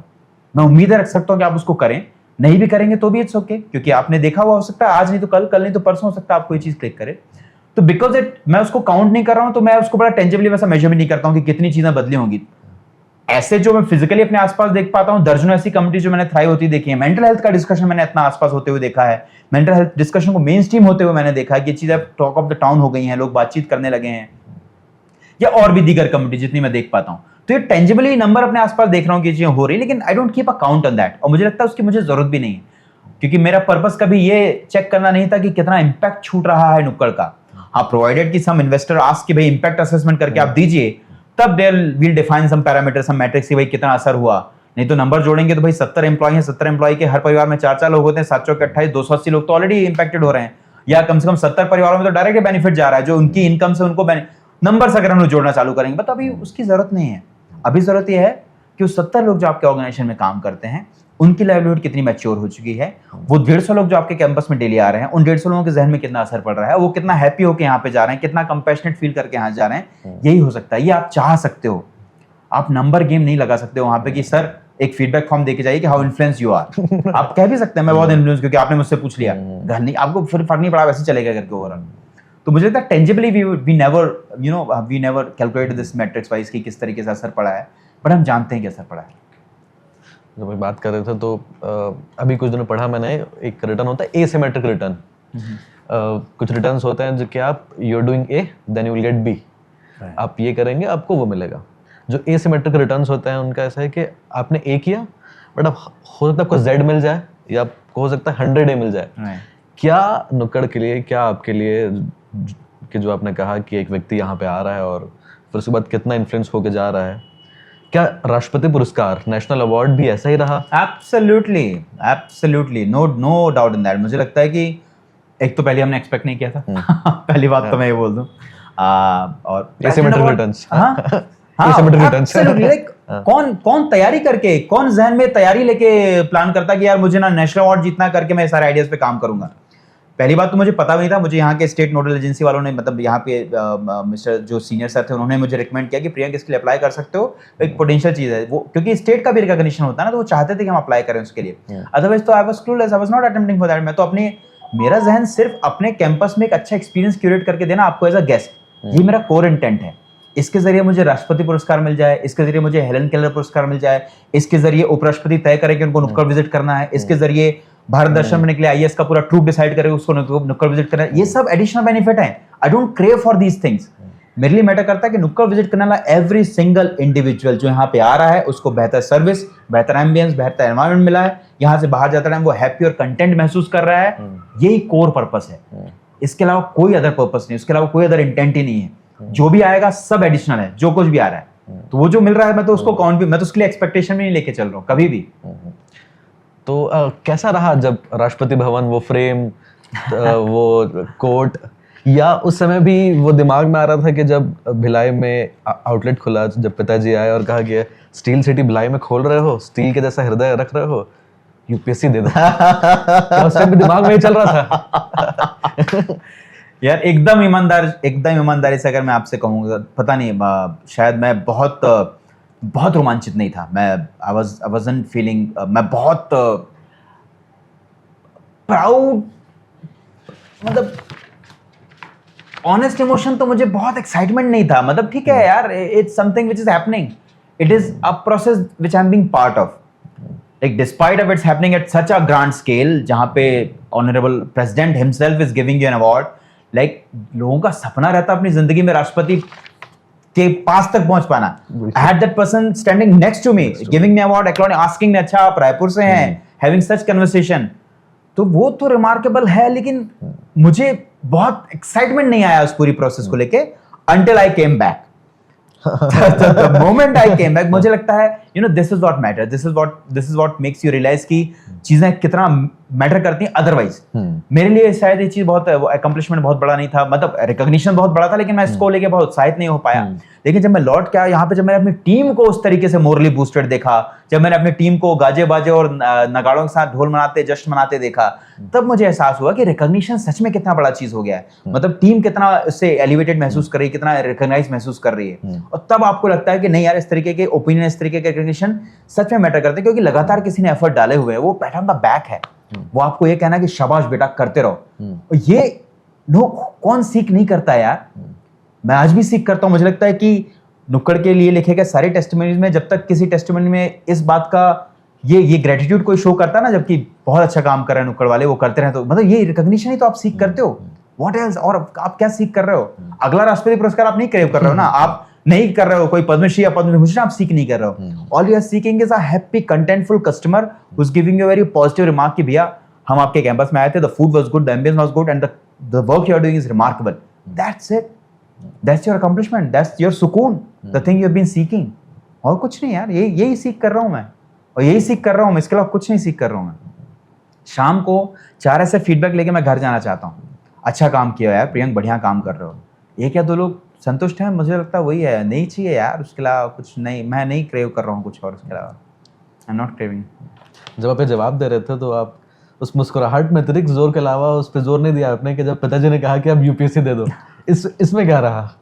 यार मुझे तो लगता है हर हिंदुस्तानी माँ बाप का सपना होता है कि उनका बेटा कलेक्टर बन जाए। क्योंकि मेरी फैमिली में ना एक्चुअली सभी लोग गवर्नमेंट जॉब में रहे हैं, और तो उनके लिए तो मैं जब आईटी में भी जॉब करता था तब भी उनको लगता था यार तू ठीक कर रहा है लेकिन तू बेहतर है कि गवर्नमेंट जॉब की तैयारी करे। ऑब्वियस था कि फिर मैंने जब जॉब क्विट किया तो उनको लगा चलो अब सही टाइम पे आप इसको पुश करते हैं। और इवेंचुअली मुझे लगता है आपके पेरेंट्स आपकी खुशी चाहते हैं, वो आपको खुश देखना चाहते हैं, और गवर्नमेंट जॉब एक सिक्योरिटी का वो तो रहता है, और दूसरा आपके पोटेंशियल पे शायद उनको ट्रस्ट रहता है कि यार ये कैलिबर रखता है हमारा बेटा, ये शायद आईएएस पीएससी देगा तो निकाल लेगा करके। हम जानते हैं ना हमारा लेवल कहाँ है, हम कहाँ कह रही हमसे शायद ना हो पाएगा।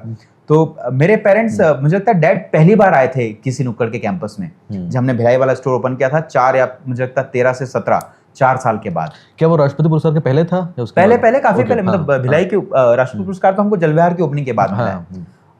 तब तक तो ऐसा कोई रिमार्केबल अचीवमेंट भी नहीं था, सिर्फ ये था कि भाई हम कैफे चलाते हैं और उसमें पर्सन विद डिसेबिलिटी को हायर करते हैं। तो डैड ओके थे, हाँ ठीक है अच्छा काम करो, ठीक है अच्छा काम करो। पेपर क्लिपिंग्स वगैरह भेजता था तो भी he was pretty okay, thumbs up दे दिया, ठीक है फाइन है चलता है। मतलब उनके लिए बड़ा ये बहुत रिकॉग्नाइजेबल या बड़ा एडमायरेबल कुछ किया गया अचीवमेंट नहीं था उनके लिए, ठीक था। उनको लगता था I am still trying, I am still figuring out कि what I want to do with my life, को कब तक क्या करने वाला है, और हो सकता है एक दिन इसका मूड शिफ्ट हो गया, वापस आएगा, ही attempt for PSC and become a collector. तो डैड आए, भिलाई कैंपस विजिट किया। भिलाई में नुक्कड़ का इनॉग्रेशन था, तो मैंने कहा चूंकि पेरेंट आए हुए, डैड आए हुए, मैंने कहा पापा माइक पे अगर आप भी कुछ कहना चाहेंगे, तो डैड फेल्ट कि हाँ ठीक है लाओ चलो। तो कहते हाँ प्रियंक कि गोलू, प्रियंक भी नहीं गोलू कह के कहते, गोलू स्टील सिटी भिलाई में तुमने नुक्कड़ नया ओपन किया, इसकी तुमको अग्रिम शुभकामनाएं है, स्टील की तरह तुम्हारे इरादों को मजबूती मिले, और अब चूंकि मैं देख रहा हूँ आस पास लगभग तुम्हारी सारी चीजें ठीक ठीक हो ही गई हैं, तो तुम अब यूपीएससी भी दे ही लो।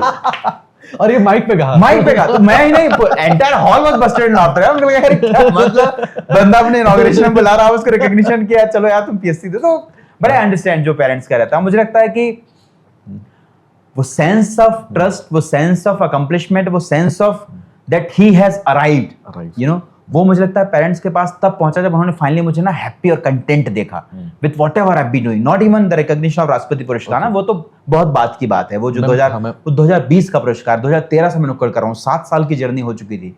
उन्होंने जब मुझे अल्टीमेटली कंटेंट देखा ना कि नहीं ठीक है, मैं अपने आप में अच्छा महसूस करता हूँ, मैं जो कर रहा हूँ उसमें मैं खुश महसूस कर रहा हूँ, और वही एक पेरेंट्स चाहते हैं यार। मुझे लगता है पापा मम्मी उसमें काफी खुश थे। हालांकि राष्ट्रपति पुरस्कार का रिकॉग्निशन उनके लिए भी बहुत बड़ा अचीवमेंट था। वो मैंने उनके चेहरे पे भी वो प्राइड देखी है जब मैंने उनके गले में वो मेडल ले जाके पहनाया और जो सर्टिफिकेट उनके हाथों में दिया, तो I could sense it, I could sense कि वो महसूस कर पा रहे हैं कि हाँ यार ये this is something which is not easily done, ये बहुत आसानी से मिलने वाला हासिल नहीं है। और इसके लिए उनको मैंने सच में बहुत प्राउडफुल देखा कि अब वो कहते हैं कि हाँ गोलू अब चीज़ें ठीक हो रही हैं।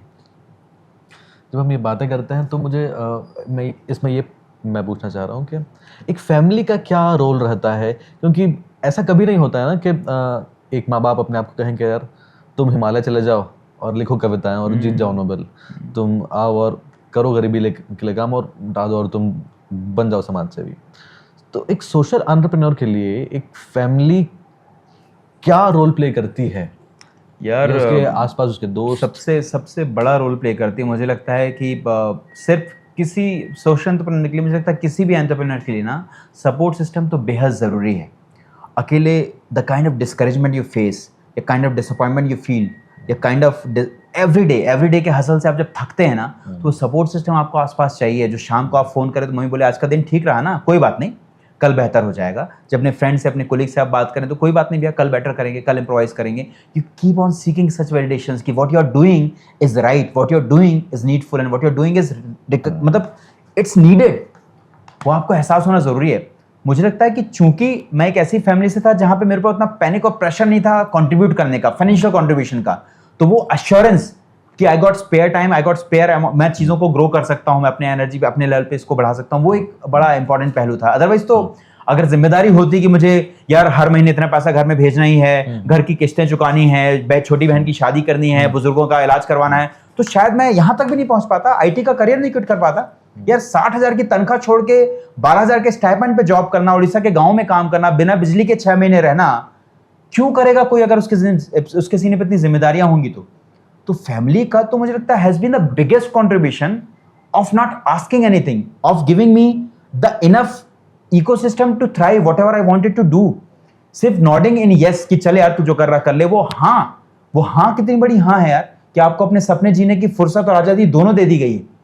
पूरा पूरा दुनिया स्ट्रगल में गुजरता रहता है कि यार उसके सपने जीने के लिए उसको लोग सपोर्ट नहीं कर रहे हैं। तो मुझे लगता है वो सपोर्ट सिस्टम जो मुझे मिला मेरे परिवार से, मतलब मेरे इन लॉज से, मेरी फैमिली से, मेरे पार्टनर से, वो बहुत बड़ा सपोर्ट है। उसके बिना तो कुछ नहीं होता।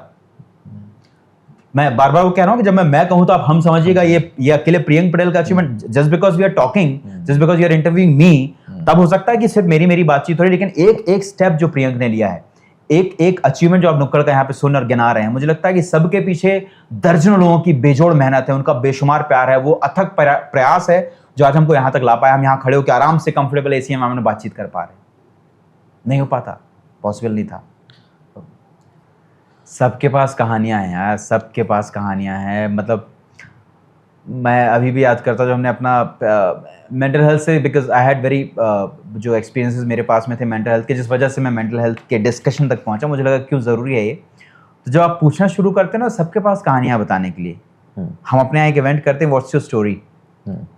सिंपल है कि एक नैरेटिव यशस्वी के बारे में या प्रियंक के बारे में दुनिया जानती है, बट उसके अलावा भी एक स्टोरी है जो प्रियंक जानता है, जो प्रियंक शायद बताना चाहता है, उस सेफर एनवायरनमेंट में शायद बता पाएगा। वो क्यूरेट करके हम लोग यहाँ फिर लोगों से बोलते हैं कि now tell what's your story.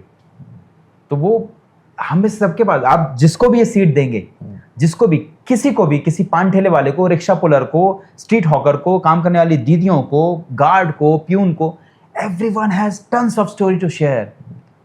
हम हैं वो लोग, हमारे पास दर्जनों कहानियां हैं अपने पास कहने सुनाने के लिए। बने हुए हैं वैसे हम लोग यार, कहानियों से बने हुए लोग हैं। What is your story? वो स्टोरी जो दर्जनों इंटरव्यूज हैं, बाकी लोग जानते हैं, नुक्कड़ के अलावा, बियॉन्ड नुक्कड़, बियॉन्ड दैट सोशल एंटरप्रेन्योर, क्या है? That I'm tired.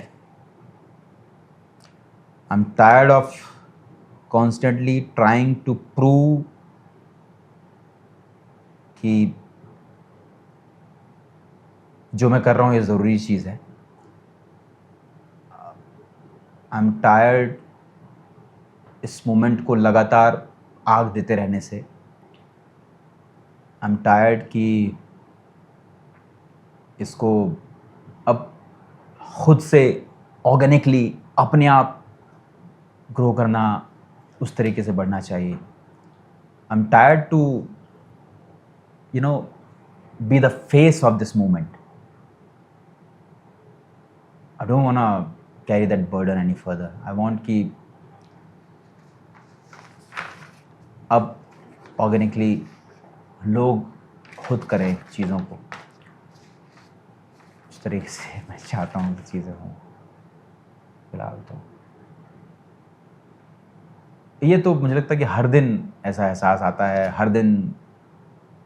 हालांकि अभी तक मैं अक्सर अपनी टीम से कहता हूँ कि जिस दिन मुझे लगेगा कि मेरे पास नुक्कड़ में कंट्रीब्यूट करने के लिए कुछ नहीं है, शायद उस दिन मैं नुक्कड़ आना बंद कर दूंगा, और जब तक मैं आ रहा हूँ तब तक मेरे पास कंट्रीब्यूट करने के लिए रहता है। तो अभी जब जब डेली मेरी बाइक नुक्कड़ के गेट पे आके रुकती है, तब तक मैं सोचता हूँ कि मैं कुछ दे पा रहा हूँ। धीरे धीरे मुझे लगता है कि अब और है अभी भी दर्जनों फ्रेश आइडियाज़ जिनके ऊपर काम करना है, 50 एलिमेंट्स इनके अराउंड चीज़ें डेवलप करनी हैं, बहुत कुछ है करने के लिए। थोड़ा सा थकान एक है, आ चुकी है या आ रही है, और डस्ट ऑफ करना है उसको और उसके बाद फिर से खड़े होना है। वो तो like the way of doing it है, और सबको आती है यार। मुझे लगता है कि पीपल हु क्लेम कि नहीं भाई कॉन्स्टेंटली मोटिवेटेड, आग जल रही है, बढ़ते जाना है, नहीं होता ब्रो। समझना पड़ेगा आपको हकीकत, ऑथेंटिसिटी जो है ना इंसान की, वो ये है कि आप थकते हो, आप हसल से थक जाते हो, आप एक लेवल पे रुकते हो यार। आपको लगता है कि जो मैं कर रहा हूँ मतलब सच में वहाँ पहुँच रहा है कि नहीं जहाँ की कोशिश की गई थी। और चीज़ें भी बदलती ना, 10 साल पहले के प्रियंक में और आज के प्रियंक में फ़र्क होगा। इस प्रियंक के पास में 50 तजुर्बे हैं, इस प्रियंक के पास में कई तरीके की नॉलेज है, कई तरीके का एक्सपोजर है, दुनिया को हर लहजे में, हर पहलू में देखा हुआ है। तो कुछ चीज़ों ने मतलब मैच्योर किया है, कुछ डिसीजन मेकिंग जिसने बेहतर किया है। तो मुझे लगता है कि 10 सालों के सफ़र ने जो एक सेंस दिया है मुझे, वो ये है कि पर्सन ड्रिवन एजेंडाज की लाइफ नहीं होती है, the idea has to be people driven. और मुझे लगता है इसलिए, बिकॉज ये पूरा का पूरा मूवमेंट अपना कम्युनिटी के अराउंड हम लोग पुश करते हैं, वो इसलिए क्योंकि हम चाहते हैं कि कम्युनिटी ड्रिवन ही रहे।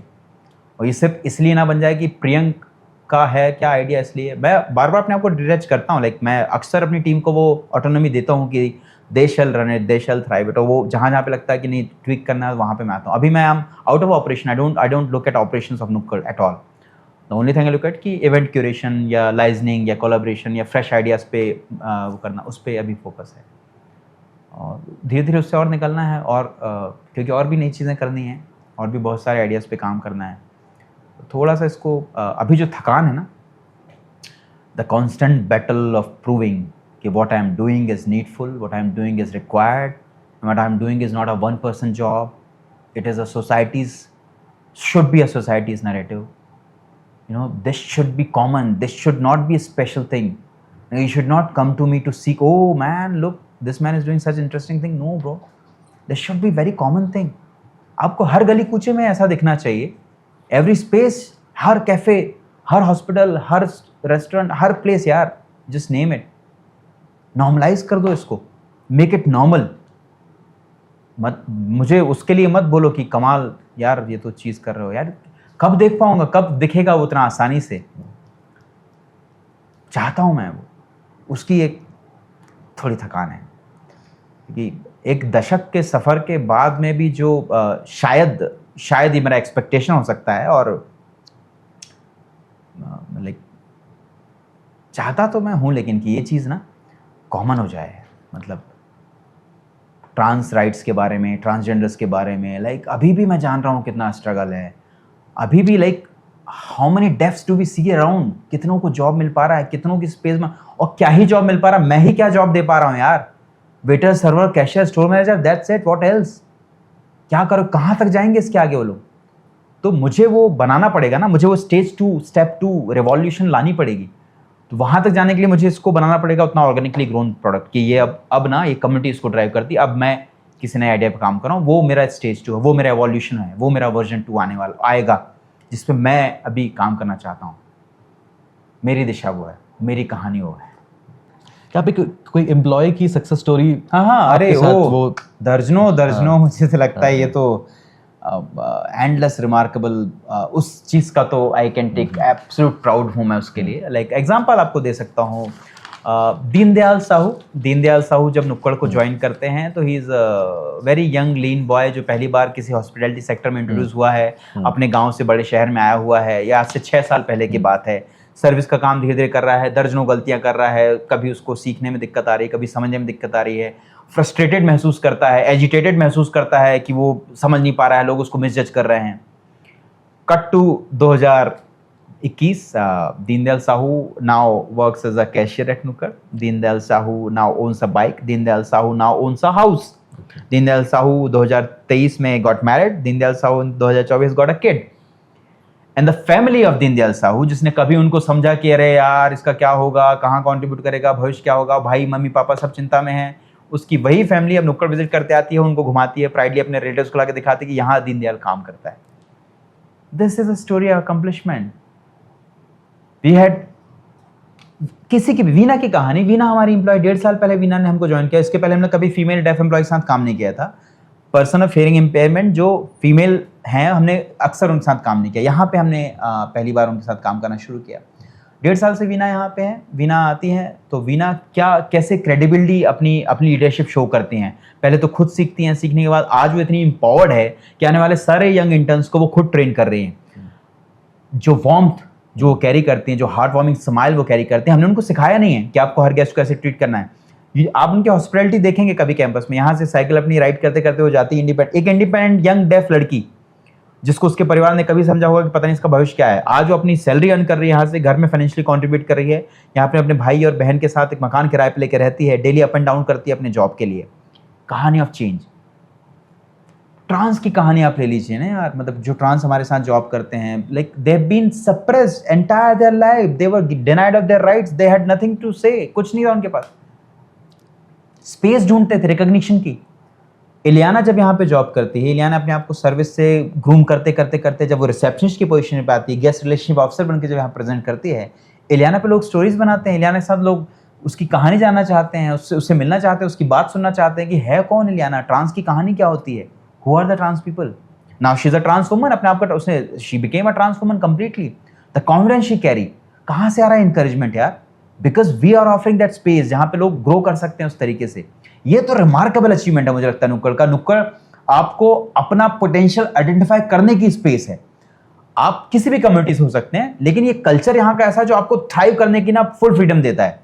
गलतियों पे यहाँ पे कोई पाबंदी नहीं है, आप गलतियां कर सकते हैं, तभी तो आप सीखेंगे ना। मुझे लगता है गलतियां करने की ही जगह होती है। वो सपोर्ट सिस्टम बन पाना, वो कोलीग्स का इक्वल नैरेटिव दे पाना, वो आपको अपने पैरेलल लेके चलना, वो आपको एक एम्प्लॉय मान के ना चलना, वो आपके ओपिनियन को स्पेस देना, वो रिकॉग्निशन देना, वो आपके बारे में जानना, आपसे कहानियां करना, आपको अपना दोस्त समझना। मुझे लगता है ये सारा का सारा फीडिंग जो है ना, ये नुक्कड़ की मेन ताकत है, जिसने किसी भी एम्प्लॉय को महज एम्प्लॉय नहीं समझा, अपना परिवार समझा। Once we had that one, एक ग्रीन बोर्ड पे हमने लोगों से पूछा ही था नुक्कड़ क्या है अपने एम्प्लॉय से, हमने पूछा तो सबने लिखा नुक्कड़ एक घर जैसा है। नुक्कड़ में उनको अपनेपन का एहसास होता है। नुक्कड़ में उनको लगता है कि उनका परिवार है, जहाँ पे वो छोटे बड़े कोई नहीं महसूस कर सके। नुक्कड़ में आने की उनकी इच्छा होती है, ये काम जैसा महसूस नहीं होता है। ये क्या है? ये तो वर्क कल्चर जो आपने बनाया हुआ है। मैंने अभी पढ़ा कि लिखा था कि घर जैसा लगता है नुक्कड़, क्यों ना आए अपने घर। हाँ, ये तो कस्टमर से फीडबैक है यार। Like where else do you go so frequently? किसी भी कैफे लाइक स्पेस में कितनी बार जाओगे यार? People come here twice thrice in a day, again and again, just to meet with people, just to chill out, just to engage. तो मुझे लगता है वो तो इन सबको तो अनडिनायबल, मतलब हम अगर इस पे बात करेंगे तो आई तो कैन प्राउडली बोस्ट कि भाई ये तो हमारा कमाल का काम है, इसमें कोई डिनायल नहीं है। नुक्कड़ ने अपनी वो पोजीशनिंग की है, एन ऑल्टरनेटिव स्पेस जो थिंकर्स को, डूअर्स को, विजनरीज को कलेक्टिव स्पेस दे रहा है to thrive together, to ideate together, to bring something new together. कई कम्युनिटीज यहाँ पे बनी, कई लोग यहाँ पे जुड़े जिन्होंने फ्रेश आइडियाज पे काम करके बेहतर रिजल्ट दिए हैं। यू नो, फिल्म मेकर्स की कम्युनिटी, यू नो, सिनेमा लवर्स की कम्युनिटी, यू कैन से मल्टीपल, जो मेंटल हेल्थ पे बात करने वालों की कम्युनिटी, अलग अलग आइडियाज पे काम करने वालों की कम्युनिटी, सारे लोग यहाँ से पनपे हैं। इस जगह को उन्होंने एज अ प्लेटफॉर्म इस्तेमाल किया, इस जगह पे उन्होंने अपने आइडिया एक्सप्लोर किए हैं। तो ये सब का तो मुझे लगता है नुक्कड़ के पास में अच्छा खासा जखीरा है, इसके ऊपर बात कर सकता है हमेशा।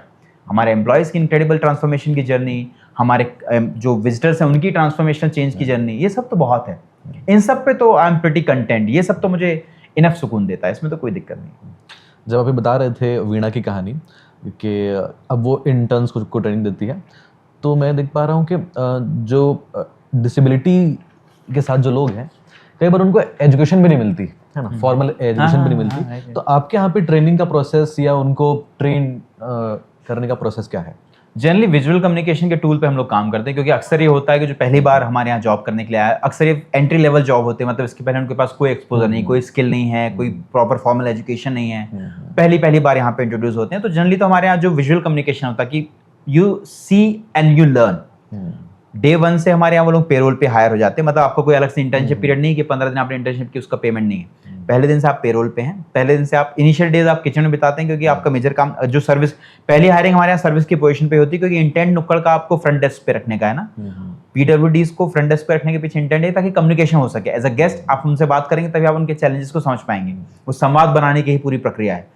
और सर्विस में जाने के पहले आपको समझना पड़ेगा कि किचन में क्या क्या डिशेस बनती हैं, किन डिशेस को कैसे सर्व किया जाता है, किसका कॉम्बो किसके साथ में जाता है। तो आप इनिशियल 7 दिन किचन में बिताते हैं। उन 7 दिनों के दौरान आप यहाँ का टेबल अलाइनमेंट समझते हैं, किस टेबल पे कहाँ गेस्ट बैठता है, किस वेन्यू पे क्या चीज़ें होती है ग्रेजुअली। और ये आपको ट्रेन करने के कोई सीनियर आपको शेडो करता है, उसको हम शेडो ट्रेनिंग बोलती हैं। कोई एक सीनियर एम्प्लॉय आपको असिस्ट करेगा, लगातार आपको इम्प्रोवाइज करेगा, आपकी गलतियों पर आपको टोकेगा, आपको बेहतर बनाने की कोशिश करेगा। दूसरा, हमारे यहाँ sign language mandatory for all है। डेफ है या नहीं है, हर बंदे को साइन लैंग्वेज सीखनी है हमारे यहाँ। उसके वो हायरार्की में प्रमोशन के पीछे एक लाइन है कि आप साइन लैंग्वेज में जितने बेहतर होंगे उतना आपके प्रमोशन में आपको मदद मिलेगी ओवरऑल नैरेटिव के तौर पे। तो साइन लैंग्वेज बेहतर हो, उसका ईज ऑफ कम्युनिकेशन हो जाता है, सब लोग आपस में इजीली कम्युनिकेट कर लेते हैं। दूसरा, जीरो टॉलरेंस फॉर डिस्क्रिमिनेशन है। आप किसी डेफ को या ट्रांस को डेरोगेटरी टोन में बात नहीं कर सकते, उसको इसलिए डिनाई नहीं कर सकते उसको कोई भी चीज़ की वो एक पर्टिकुलर कम्युनिटी से है। तो ये 2-3 चीज़ों पे हमारी बड़ी बड़ी स्ट्रिक्ट पॉलिसीज हैं। लर्निंग को लेके what ever interest somebody showing, अगर हमारे इलियाना काम करे, इलियाना शो करती है कि उसका फैशन में इंटरेस्ट, तो will try to club her up कि हमारे कोई विजिटर्स, हमारे साथ के कुछ लोग जो फैशन में काम करते हैं उसको कैसे हम लोग वो प्लेटफॉर्म भी दे सकते हैं जहाँ वो ग्रो कर सके। या कोई कलनरी स्किल्स में अगर एम्प्लॉयज करना चाहते हैं तो हमारे कई ऐसे सर्वर्स हैं जो इवेंचुअली शेफ बन पाए। अभी भी मुझे लगता है समता कॉलोनी का जो नुक्कड़ है वो पैन इंडिया का इकलौता ऐसा स्टोर जो 100% डेफ एम्पावरिंग है। वहाँ chef, server, cashier, inventory manager, store manager सब डेफ है। The entire team is of deaf, even the housekeeping people. तो कलेक्टिव मुझे लगता है इकलौता ऐसा स्पेस जहाँ 10 के 10 डेफ एम्प्लॉय सारा स्टोर मैनेज कर रहे हैं। तो वो हो पाया क्योंकि पहले सर्विस में आया, यहीं से ग्रो करते करते वहां पर जो तो स्पेस ऑफ थ्राइविंग जो है ना, वो कंफर्ट ऑफ ग्रोइंग, वो नरिशमेंट जो आपको मिलता है वो उस पूरे कायदे को हम लोग बड़ा प्राउडली हम लोग उसको ओन करते हैं, वो तो हमने अच्छा किया हुआ है। क्या कई बार इसमें काम बिगड़ता है? क्या कोई सिचुएशंस ऐसे हैं कि आपको किसी एम्प्लॉय को निकालना पड़ा? हाँ यस। क्या रहा वो? कुछ 2-3 रीजन रहते हैं। देखिए ये तो आपको मानना ही पड़ेगा कि आप अल्टीमेटली एक प्रोफेशनल स्पेस में हैं और प्रोफेशनल स्पेस के कुछ एटिकेट्स और कुछ डिमांड्स होती हैं। उन डिमांड्स को पूरा करना, no matter whether you come from a disability community और नॉट, वो आपको करना ही पड़ेगा।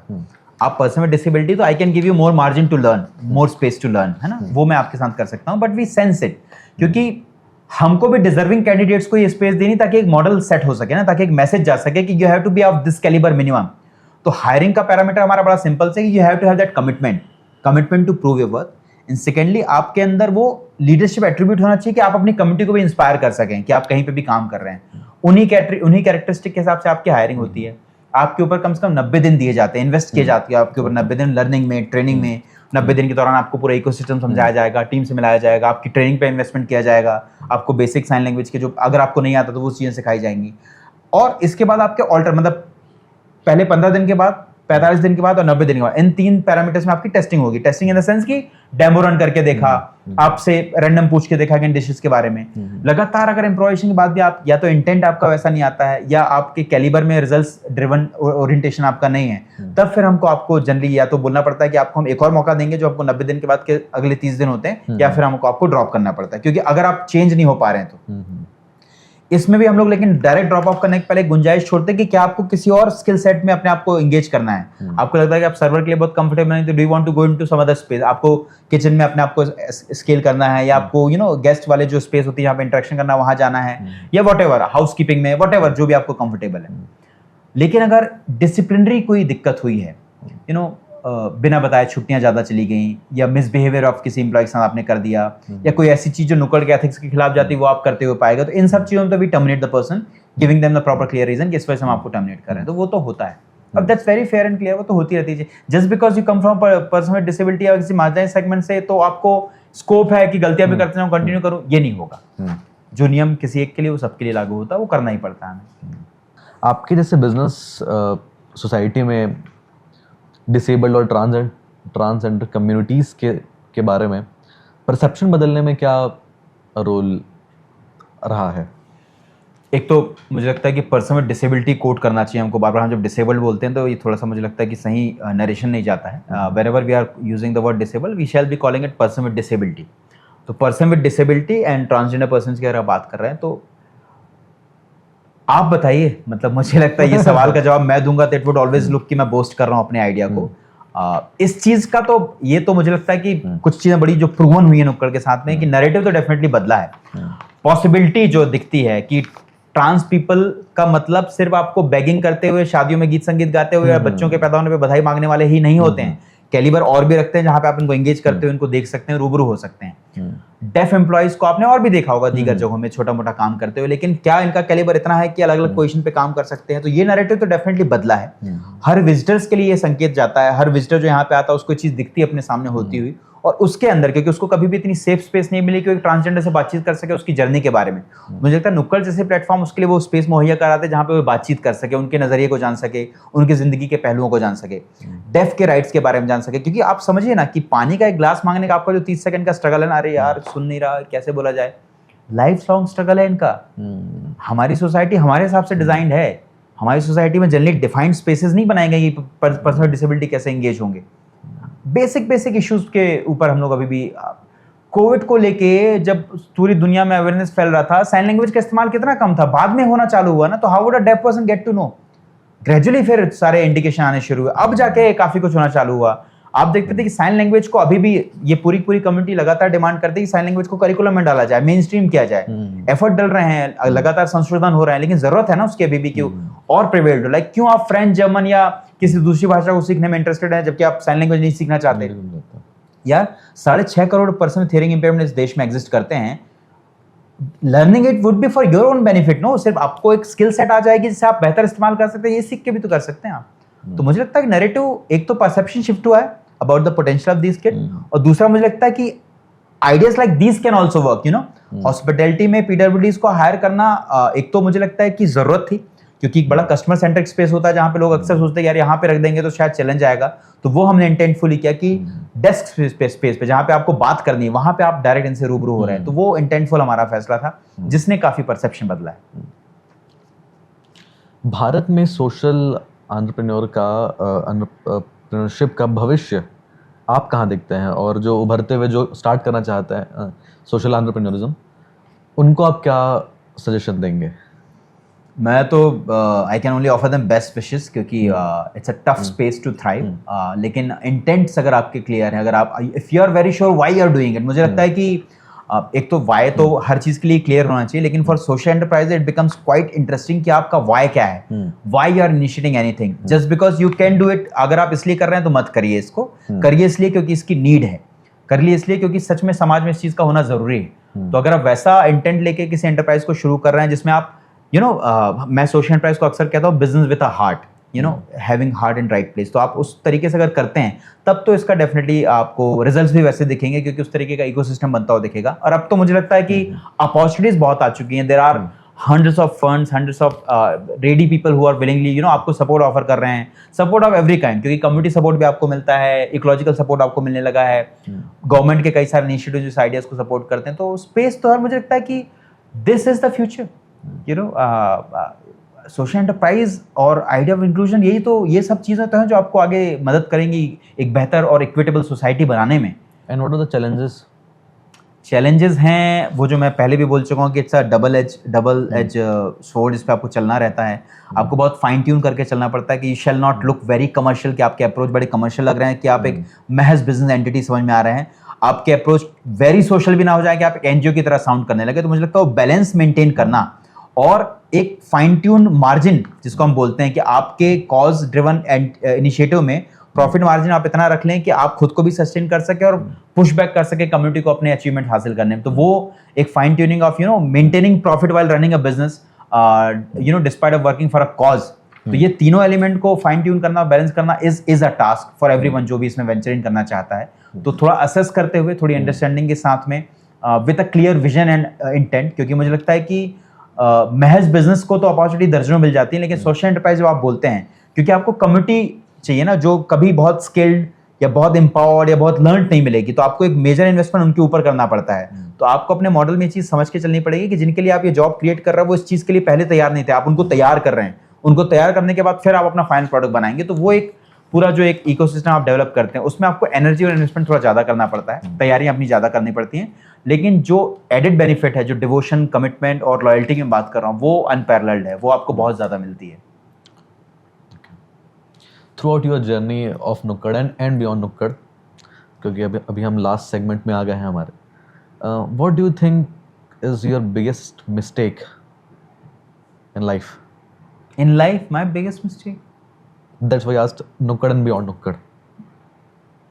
गलतियां तो हुई ही होंगी, लेकिन गलतियों ने कभी मुझे ऐसा एहसास दिला दिया कि अरे यार ये क्या कर दिया, ये नहीं हुआ मुझे लगता है कि मेरे साथ कभी। इसको इजी कर देते हैं। So what advice you will give to 20-year Priyank? हाँ, उसको मैं बोलूँगा कि यात्राएं और करना, ओके, थोड़ा और ट्रैवल करना, थोड़ा और नए लोगों से मिलना, थोड़ा और अपनी समझ को बड़ा बनाना, और एकोमोडेट मत हो जाना जो हासिल है उसी से। The hunger for keep doing new things, उसको और बेहतर और बड़ा करते जाना। क्योंकि एक चीज जो मुझे लगती है कि जो मैंने शायद एक्सेप्ट कर लिया, जो मुझे एक्सेप्ट नहीं करनी चाहिए, मुझे लगता है कि मैं अवेलेबल रिसोर्स से जो हासिल हो पा रहा है उस हासिल के साथ ओके हो जाता हूँ। जो मीडियोक्रिटी जिसको बोलते हैं कि ठीक है यार जितना कर लिया उतना काफी है, क्योंकि ये भी तो, ये कर पाना भी तो एक काम था। मुझे लगता है कि मैं उस प्रियंक को हमेशा हिदायत दूंगा कि अपने हासिल को हमेशा बेहतर और बड़ा बनाने की दिशा में प्रयास करे, उसको इम्प्रूव करने की कोशिशें करता जाए लगातार में, और उसके लिए जितने रिसोर्सेज, जितनी स्किल सेट, जितना भी मेंटरशिप उसको मिल सकती है उसको एक्सेप्ट करे खुले दिल से। और learning should never stop, learning hasn't stop ever मेरे लिए अभी तक भी, लेकिन कान और दिमाग दोनों खुले रखने हैं लगातार, और ये नहीं मान लेना कि चलो ये तो इतना हो सकता है, इतना कर लिया काफ़ी है पे ओके नहीं होना है। आपने यात्राएं कहा, तो क्या यही कारण रहा कि आपने निर्माण यात्रा शुरू की? हाँ, और मैं चाहता हूँ कि आप ये भी बताएं कि निर्माण यात्रा क्या है। निर्माण यात्रा मुझे लगता है कि जरूरत है, मुझे लगता है एक तो हमेशा ये जवाब अच्छा है, जरूरत है। हाँ, निर्माण यात्रा एक जरूरत है, क्योंकि छत्तीसगढ़ में ऐसे कई सारे बेहतर सामाजिक प्रयोग चल रहे हैं, ऐसे कई सोशल एक्सपेरिमेंट चल रहे हैं, ऐसे कई इम्पैक्ट क्रिएटर्स हैं जिनका रिमार्केबल काम है और जिनके बारे में जनरली बहुत कम रिकॉग्निशन है आसपास में। ये वो लोग हैं, ये वो कम्युनिटीज हैं, ये वो ऑर्गेनाइजेशन है जो बिना इस इंटेंट के काम कर रहा है कि उनके बारे में पेपरों में छपता है या नहीं, उनके बारे में दर्जन लोग जानते हैं या नहीं, लेकिन इनका काम इतना अपीलिंग है कि बेहतर से बेहतर युवाओं को इनके बारे में जानना चाहिए। इसलिए निर्माण यात्रा प्रपोज की गई है कि छत्तीसगढ़ के ऐसे सारे सोशल एक्सपेरिमेंट्स के बारे में हम पैन इंडिया से आमंत्रित किए गए युवाओं को बताएं। तो ये तीसरा चरण होगा निर्माण यात्रा का इस नवंबर में, जो हम लोग करेंगे। पिछले 2 चरणों में हम लोग साउथ छत्तीसगढ़, नॉर्थ छत्तीसगढ़ को कवर कर चुके हैं। वहां चलने वाले शानदार प्रयोगों के बारे में हमने देश भर के चुनिंदा युवाओं को बताया और उसका असर दिखा। उस लर्निंग ने इस एक इकोसिस्टम को बनाने में मदद की कि आप मान के चलिए ना, सोशल डेवलपमेंट स्पेस में क्या सिर्फ वही लोग आएंगे जिनको सोशल डेवलपमेंट में इंटरेस्ट है, या वही लोग आएंगे जो BSW MSW किए हुए हैं? क्यों trained, educated, learned and master of their craft youth को नहीं आना चाहिए? उनको क्यों नहीं जानना चाहिए इसके बारे में? क्यों हम में से किसी को ये बात नहीं जाननी चाहिए कि दंतेवाड़ा के चंदेनार में एक छोटा सा स्कूल चलता है जिसका नाम सपनों की पाठशाला है, जो अपने आप में एक डेमोक्रेटिक स्कूल है, जहाँ के बच्चे डिसाइड करते हैं कि भैया हमको किस टीचर से कौन सा सब्जेक्ट पढ़ना है, जहाँ के बच्चे डिसाइड करते हैं कि उनको किस दिन छुट्टी मिलनी चाहिए। उनको दिवाली या रक्षाबंधन की छुट्टी नहीं चाहिए, उनको उस दिन छुट्टी चाहिए जिस दिन उनके माँ बाप महुआ तोड़ने के लिए जंगल में जाते हैं। ये बच्चे डिसाइड करते हैं कि किसी भी कंप्लेन की या किसी भी गलती के लिए क्या पनिशमेंट मिलना चाहिए। उनकी खुद की छोटी सी संसद बनाई हुई उन्होंने। इस तरीके के छोटे से सामाजिक प्रयोग के बारे में आपको नहीं जानना चाहिए? क्यों बेंगलुरु का एक युवा इसके बारे में ना जाने? क्यों दिल्ली के युवा को इसके बारे में नहीं जानना चाहिए? क्यों इस आइडिया को और रेप्लिकेट और प्रमोट नहीं होना चाहिए? ये कोर इंटेंट है। क्यों जैसा सामाजिक प्रयोग, जन स्वास्थ्य सहयोग, जो एम्स के आए हुए 6 डॉक्टर शुरू करते हैं हमारे बिलासपुर के गनियारी में, और जो इतना बड़ा सामाजिक प्रयोग बनकर शुरू होता है जहाँ पे अफोर्डेबल हेल्थ केयर को इतना सुलभ बना दिया जाता है कि दूर दूर के क्षेत्रों से लोग अपना इलाज कराने वहां पे आते हैं। क्यों शहीद अस्पताल जब यहाँ पे चलता है अपने दल्ली राजरा में, वहां पे उसके बारे में इस प्रयोग के बारे में पता चलना चाहिए कि मजदूरों ने अपना खुद का अस्पताल बना दिया। मजदूर उसके बोर्ड मेंबर्स हैं, मजदूर डिसाइड करते हैं इस पूरी प्रणाली को कैसे चलाना है। या फूलबासन बाई के बारे में क्यों लोगों को नहीं जाना चाहिए, जिन्होंने 2 लाख महिलाओं का स्वयं सहायता समूह बना के रखा हुआ है।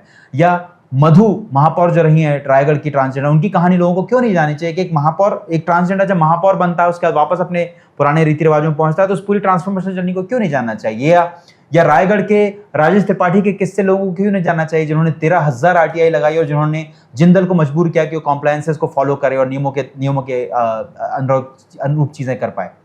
ये सारे सामाजिक प्रयोग जो आपके आसपास घट रहे हैं, इनके बारे में देश के युवाओं को पता चलना चाहिए और युवाओं को जान के इन्फ्लुएंस होके इंस्पिरेशन लेके चीजें बेहतर करनी चाहिए। उनको यहाँ कंट्रीब्यूट करने के लिए आना चाहिए। तो छत्तीसगढ़ का जो एक नैरेटिव है जो अदरवाइज फैला हुआ है कि भाई ये रेड कॉरिडोर है, पिछड़ा हुआ राज्य है, नक्सल समस्या है, इसके अलावा भी बहुत कुछ है। इसके अलावा भी बहुत सारी पॉजिटिव चेंज ऑफ स्टोरीज चल रही हैं जिनको जानने, सीखने और बेहतर करने, रेप्लिकेट करने के लिए युवाओं को इसमें आना चाहिए। और इस पूरी चीज़ों को बनाए रखने की कोशिश का नाम निर्माण यात्रा है। जब मैं आपके बारे में और रिसर्च कर रहा था तो फ्यूचर प्रोजेक्ट्स के बारे में मुझे कुछ पता चला, जिसमें एक आया second inning. What is second inning? And also second inning कि आपके क्या फ्यूचर प्रोजेक्ट्स हैं अभी, क्या फ्यूचर प्लान्स हैं? 2-3 चीज़ों पे हम लोग काम कर रहे हैं यार। एक तो डेफिनेटली जो 2 आइडिया जिनके बारे में बहुत पहले से हमारा नैरेटिव रहा है कि काम करेंगे, सेकंड इनिंग और बी पॉजिटिव कैफे।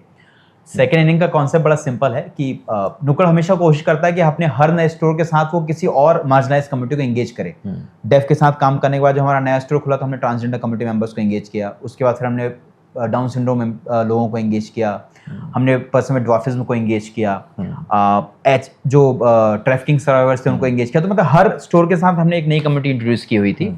इसी इंटेंट में हमारी कोशिश थी कि जो वृद्धाश्रमों में रहने वाले बुजुर्ग हैं, जनरली हिंदुस्तान के बुजुर्ग घर जो इन वृद्धाश्रमों में रहते हैं वो थके हुए और चुका हुआ मानते हैं अपने आप को कि this is the last leg of their life, इसके बाद तो कुछ चीज़ें हैं नहीं, कुछ कंट्रीब्यूट करने को है नहीं, कुछ हासिल करने को है नहीं। खासतौर पर जो मेरा तजुर्बा यहाँ रायपुर के आसपास के क्षेत्रों में रहा है। तो मेरी कोशिश है कि उन बुजुर्गों को एक नई होप देना, उनको रीइंट्रोड्यूस करना कि आप दोबारा सोसाइटी में किस तरीके से कंट्रीब्यूट कर सकते, क्योंकि 60-62 साल का बुजुर्ग एक तजुर्बे के साथ में आता है ना। जिंदगी के 62 साल उसने कुछ ना कुछ करते हुए बिताए होंगे, तो इन 62-65 सालों का क्या, इस लर्निंग का क्या करेंगे हम? या वो दादियां नानियां जो बुजुर्ग घरों में हैं उनके पास रेसिपीज होंगी क्यूरेटेड यार, दर्जनों रेसिपी जो उन्होंने की होंगी, अपने आप को उन्होंने एस्टेब्लिश किया होगा, एक लीडर रही होंगी अपने इलाके में। वो आज वो अपने आप को थका हुआ चुका हुआ मानती है, तो उनको दोबारा रीइंट्रोड्यूस करना। क्यों हम ऐसा कोई कैंपेन प्लान नहीं कर सकते कि सिटी का यूथ उन बुजुर्गों की कहानियां सुनने के लिए उनके पास में जा रहा है? A day with grannies cool है ब्रो, एज फैक्टर है, लेकिन एज में ना लर्निंग भी है, एज में तजुर्बा है, और you can learn from them, you can learn about life lesson, you can learn about the entire journey जो उन्होंने रही है उनकी अपनी। तो ये क्यूरेट करने के लिए हम चाहते हैं कि एक फंक्शनल कैफे प्रोड्यूस किया जाए, जिसका नाम हमने सेकंड इनिंग दिया है, कि उनको दोबारा एक मौका दे रहे हैं हम लोग की मेन स्ट्रीम करने का। यूथफुल सा वाइब रहेगा वहाँ पे, एल्डरली ग्रैनी एंड ग्रैंडपाज रहेंगे जो चिल करते रहेंगे, वो आपको कंफर्टेबल महसूस कराते रहेंगे। वहाँ आप रहिए, वहाँ चिल कीजिए, उनके किस्से जानिए, उनकी रेसिपीज क्यूरेट कीजिए। द एंटायर टीम जो उसको फंक्शन करेगी वही सीनियर सिटीजन की रहेगी जो ओल्ड एज होम में है। तो एक नरेटिव तो ये कि वो चुके हुए लोग नहीं हैं, उन्हें एक और मौके की बस देर है, और उन पे हमको ट्रस्ट करना है, क्योंकि मेरा जो एक तजुर्बा रहा, मुझे लगता है कि वो खुद भी बहुत थका हुआ महसूस करते हैं। तो पहले तो उनको मोटिवेट करना है कि अभी वक्त गया नहीं है, वक्त आ रहा है, तो ये एहसास उनको देना है। तो वो एक प्रयास है हमारा। दूसरा HIV पॉजिटिव को लेके जो हमारा बी पॉजिटिव कैफे है, कि अक्सर मुझे लगता है कि लंबे अरसे से शबाना आजमी का कैंपेन चलता आ रहा है दूरदर्शन का, कि छूने से प्यार फैलता है, एड्स से नहीं, और आज तक हम लोग नहीं उस पे मुझे लगता है कि प्रॉपर हो पाए। अभी भी डर रहता है कि HIV पॉजिटिव कोई बोल देता तो थोड़ा सा आप सेफ स्पेस मेंटेन करना चाहते हो। तो वो स्टिग्मा तोड़ने के लिए मुझे लगता है कि मेन स्ट्रीम करने के लिए क्यों ना एक पॉपअप कैफे जैसे खोले जाए, जहाँ पे मेन्यू क्यूरेशन HIV पॉजिटिव लोग कर रहे हैं, keeping all the compliance in mind, कि भाई आपको प्रॉपर अटायर के साथ में, लेकिन ये बताने के लिए कि एग्जिस्टेंस इनका मैटर, इनकी आइडेंटिटी के साथ में, लाइक अगर वो कंसेंट देते हैं कि उनकी आइडेंटिटी रिवील करनी है, तो ये स्टिग्मा तोड़ने के लिए मुझे लगता है गेस्ट को भी इसके लिए थोड़ा एफर्ट डालना पड़ेगा उस स्टिग्मा के अगेंस्ट आने के लिए। तो ये एक और प्रयास हमारा, एक सेपरेट कैफे। हाँ, छोटे छोटे कैफेज की मैं बात कर रहा हूँ, नुक्कड़ के ही, फ्रॉम द हाउस ऑफ नुक्कड़, बट आइडिया के तौर पे सेकंड नहीं है बी पॉजिटिव कैफे की मैं बात कर रहा हूँ, ये प्राइम है। और दूसरा एक हमारा छोटा सा QSR मॉडल है, जिसको हम लोग बोल रहे हैं कि महबूब के समोसे और नुक्कड़ की चाय। तो एक समोसा और चाय का हम लोग कॉन्सेप्ट प्रपोज करना चाह रहे हैं। QSR मॉडल है, हाई डेंसिटी पॉपुलेटेड एरिया में छोटे छोटे से QSR मॉडल डालने का प्लान चल रहा है। अगले साल फर्स्ट क्वार्टर से हम लोग इसकी तैयारियां चालू कर देंगे। मतलब क्विक क्या आप आएंगे, फटाफट आपको बढ़िया गरम गरम फ्लेवर के समोसे और शानदार नुक्कड़ की जो चाय वो आपको मिल जाएगी, अफोर्डेबल प्राइस पे, टेक अवे टाइप का प्रोसेस रहेगा। रन करने वाली टीम लेकिन यही रहेगी, आपको छोटा स्पेस रहेगा, छोटा स्पेस। QSR मॉडल्स की बात कर रहा हूँ, लेकिन जो रन करने वाली टीम रहेगी, जो क्यूरेट करने वाली टीम रहेगी, आपको अक्सर या तो डेफ मिलेंगे तो ट्रांस मिलेंगे। तो स्केल अप करने का एक तरीका, कि जल्दी स्केल अप कर, क्योंकि असेट लाइट है ये, जल्दी स्केल अप कर सकते हैं, और स्ट्रीम रेवेन्यू की इसमें जल्दी क्यूरेट होती है। तो वो एक हमारा आइडिया। तो ये 3 प्रपोजल जिनके अराउंड हम लोग अभी फिलहाल तो काम करना सोच रहे हैं। सर, अब हम बहुत ही लास्ट सेगमेंट में हैं, और ये question you choose not to answer. Question है सर कि आप you are that personality who have influence in those people who are influencing people. शहर में भी आपका इन्फ्लुएंस उन लोगों तक है जो लोग और लोगों को जमीनी स्तर पे इन्फ्लुएंस कर रहे हैं, है ना। I am not getting the word, मैं उसके लिए माफी चाहूंगा, कि those couple who choose not to have babies, you are that one. Why? You can choose not to answer. No, I'm very comfortable answering this, क्योंकि हमने एक community बनाई भी है, चाइल्ड फ्री कम्युनिटी, और उसमें वो सारे लोग मौजूद हैं जो बायोलॉजिकल बच्चे प्रोड्यूस नहीं करना चाहते हैं। नॉट लाइक कि वो कर नहीं सकते हैं, वो करना नहीं चाहते, उनकी अपनी विलिंग चॉइस है, और सबके पास अपने रीजंस हैं, और मुझे नहीं लगता कि किसी इन रीजंस को कोई भी चाहता कि जस्टिफाई किया जाए। सबके अपने पर्सनल रीजंस होते हैं। मुझे लगता है कि मेरे पास जो रीजन वो ये कि मैंने और मेरी वाइफ ने दोनों ने ये कंसेंटफुल डिसीजन लिया है कि हमें लगता है कि हमारा जो पूरा परिवार, या जो हमारी पूरी एनर्जी, या पूरा जो ओवरऑल इंटेंट हमारा है, वो इसी आइडिया के अराउंड जाए, नुक्कड़ और नुक्कड़ की कम्युनिटी के अराउंड हमारी पूरी मेहनत होनी चाहिए। मुझे लगता है कि शायद ये मेरी अपनी सोच हो सकती है कि जब मैं बेबी प्रोड्यूस करता हूँ या हमारे परिवार में एक बच्चा जाता है, तो हमारा पॉइंट ऑफ फोकस अचानक से बच्चा हो जाता है। हमारे सपनों की उम्मीद, हमारा मतलब प्रेशर ऑफ कि भाई इसी पे अब अपना सारा नैरेटिव जाना चाहिए, उससे मैं थोड़ा बचना चाहता हूँ। और दूसरा, मुझे लगता है कि शायद अभी ज़रूरत भी नहीं है, मतलब इनफ है जो हम कर सकते हैं सोसाइटी से। जितना मैं कर सकता हूँ, मेरी वाइफ कर सकती है, अपना करके हम लोग अपने हिस्से का कंट्रीब्यूशन देके जाना चाहते हैं। मुझे नहीं लगता है कि there is a legacy that we want to continue, कि हमारे बाद भी हमारा नाम रहे। जितना हो रहा है ये कम्युनिटी कर रही है, ये लोग कर रहे हैं, नुक्कड़ कर रहा है अपने हिस्से का जितना कर सकता है। तो बड़ा पर्सनल सा रीज़न है। I don't think it requires any kind of justification, या ये किसी भी तरीके से। मैं क्योंकि जो चाइल्ड फ्री कम्युनिटी में बनाई है, मैं खुद भी सरप्राइज था कि 23 लोग उसमें जुड़ पाए, या उसमें ऐसे लोग आ पाए। मुझे पता नहीं था कि रायपुर में भी ऐसे लोग हैं, बट लोग हैं, और सबके पास अपने अपने रीजंस हैं। और एक बड़ा रूटीन सा है ना कि आप बड़े होंगे, आप शादी करेंगे, आप बच्चे पैदा करेंगे, आप उसका नर्चरिंग करेंगे, फिर आप चले जाएंगे दुनिया से। शायद मुझे लगता है कि सबकी अपनी एक जर्नी होती है। हमने अपनी जर्नी का ये फैसला लिया कि हम इस जर्नी को वैसे नहीं जिएंगे। हमारी जर्नी में एक ये होगा कि हम अपने आइडियाज़ को नरिश करेंगे, अपने आइडियाज़ को प्रमोट करेंगे। उस आइडिया के प्रमोशन के साथ में जितना हमारे हाथ में है उतना हम कर पाएंगे, बाकी अपनी ग्रोथ, अपनी ज़िंदगी देखते हुए जाएंगे। हम नहीं चाहते कि हमारी लेगेसी और आगे कंटिन्यू हो, हमारे बाद भी कोई हमको देखने नाम लेने वाला हो। केयर करने वाले लोग मिल जाते हैं, प्यार करने वाले लोग मिल जाते हैं, वो अभी इनफ है, उसकी नीड नहीं है। जब आप ये बात कर रहे हैं तो मैं समझ पा रहा हूँ कि ये दलील आपको काफ़ी दी गई होगी समाज में और परिवार में कि यार बच्चों का मज़ा अलग होता है, वो खुशी अलग होती है। मुझसे ज़्यादा मुझे लगता है Neha has faced a lot, क्योंकि being a female and being a partner उसके हिस्से ज़्यादा आता है जब इन लॉज और फैमिली उसको प्रेशराइज करती हो। मैं समझ सकता हूँ उसका प्रेशर, बट बिकॉज आपका अपना कंसिडर, आप श्योर होते हैं ना कि why do you want this, why do you don't want this, तो मुझे लगता है आप फिर जस्टिफिकेशन नहीं, जैसे मैंने कहा ना कि मेरा कोई भी रीजन इतना कन्विंसिंग आपको नहीं लगेगा कि अरे इस वजह से, अब ये क्या फितूरी बात है यार, कोई रीजन होता है क्या, दुनिया में ऐसी चलती क्या दुनिया, तो मेरे पास जस्टिफाइड रीजन नहीं है, ये मेरा अपना रीजन है, इस वजह से मैं नहीं करना चाहता हूँ, और मैं और नेहा मतलब हम दोनों नहीं करना चाहते हैं, और that's okay with us, we are comfortable with this idea, we don't want to influence, we don't want to inspire, we don't want to justify this। तो हम बहुत ही लास्ट सेगमेंट में हैं, बहुत देर से लास्ट सेगमेंट में है क्या हम लोग? लास्ट ही हो रहा है, बातें ऐसे ही होती है कि चलते चलते लगता है। चलो तो लास्ट करते हैं। लास्ट करते हैं सर। लास्ट के 3 क्वेश्चन है, बहुत छोटे क्वेश्चन है, सब एक साथ पूछना। आपके लिए सक्सेस का मायना क्या है? मेरे लिए सक्सेस के 2 मायने हैं यार। एक तो सुकून की नींद आए रात में घर जाने पे, है ना, भारीपन महसूस ना हो, बर्डन महसूस ना हो। दूसरा, जिस भी इंटेंट से आप कोई भी काम कर रहे हैं ना, किसी भी इरादे से आपने कोई भी काम शुरू किया है, वो अपने मुकाम तक पहुंचे। हैप्पीनेस का मायना क्या है? हैप्पीनेस का मायना क्या है? लाइक फीलिंग, बड़ा जस्ट वो है, ये बड़ा सब्जेक्टिव है। लाइक हर दिन मेरी हैप्पीनेस के अलग मायने हो जाते हैं, किस दिन किस चीज़ से खुश हूँ, किस दिन किसी और चीज़ से खुश हूँ। आज मुझे ये कन्वर्सेशन हैप्पीनेस महसूस करा रहा है, कल मुझे शायद अकेला रहना अच्छा महसूस कराएगा, परसों मुझे शायद बच्चों के साथ खेलना अच्छा लगे, नरसों मुझे बच्चों के बीच में बिल्कुल नहीं रहना है। That very subjective, very varying topic मुझे लगता है। हैप्पीनेस तो बहुत वेरिंग टॉपिक है। लाइफ का क्या मायना है आपके लिए? जिंदगी का क्या मायना? ज़िंदगी का क्या मायना है? ज़िंदगी का मेरा बड़ा निश्चित सिद्धांत है। मुझे लगता है कि जितने भी साल मुझे मिले हैं, जितनी भी सांसें मुझे मिली हैं, मैं उसका पूरा निचोड़ दे के जाना चाहता हूँ। कुछ भी वापस लेके नहीं जाना चाहता कि मेरे पास ये कैलिबर था, मेरे पास ये क्षमताएं थी, मेरे पास ये पोटेंशियल था और मैंने उसको डिलीवर नहीं किया। जिस भी तरीके से संभव है, एक तरीका जो मैं ऑलरेडी कर रहा हूँ, कई और तरीके जो मैं हो सकता है आने वाले वक्त में ईजाद करूँगा, कुछ और तरीके जो मैंने ऑलरेडी ट्राई किए हुए हैं, सब कुछ दे के जाना चाहता हूँ जो मेरे पास में। जब यहाँ से जाऊँ तो निचड़ा हुआ, खाली, जिसके पास कुछ और देने को नहीं था, वैसा इंसान यहाँ से जाए। ये मेरे लिए अच्छी जी हुई ज़िंदगी का मायना है। आपने मुझसे पूछा था कि बीच में कि जब मैंने आपसे सवाल किया कि क्या वो परसेप्शन है जो आप चेंज कर पाए हैं, और आपने कहा कि इसका जवाब आप दीजिए। और अब मैं इसको समअप कर रहा हूँ, लास्ट में है कि कैलाश सत्यार्थी की एक किताब है, आपने पढ़ी होगी, तू पहले को नहीं आयो।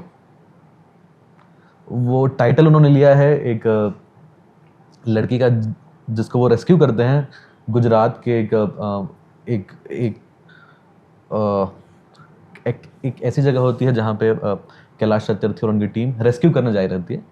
वहाँ पे उनको बंधक बना के काम ही करवाया जा रहा था और उनको गाड़ी में बिठा के वो लाते हैं और 200 से 100 किलोमीटर गाड़ी कंटिन्यूसली चला चुके होते हैं। और वो बच्चे जो हैं वो भूखे रहते हैं, छोटी छोटी बच्चियाँ रहती हैं और वो ड्राइव कर रहे होते हैं और उनको पूछते हैं तो उसे कि मुझे भूख लग रही है, तो उनके पीछे केला रखा हुआ है, वो खा लो। वो जानते हैं और वो देखते हैं पीछे, बोलते हैं ये है केला। और ये सुन के उनकी आंखों में आंसू आते हैं कि इनको पता भी नहीं है कि केला क्या होता है, इन्होंने कभी देखा ही नहीं।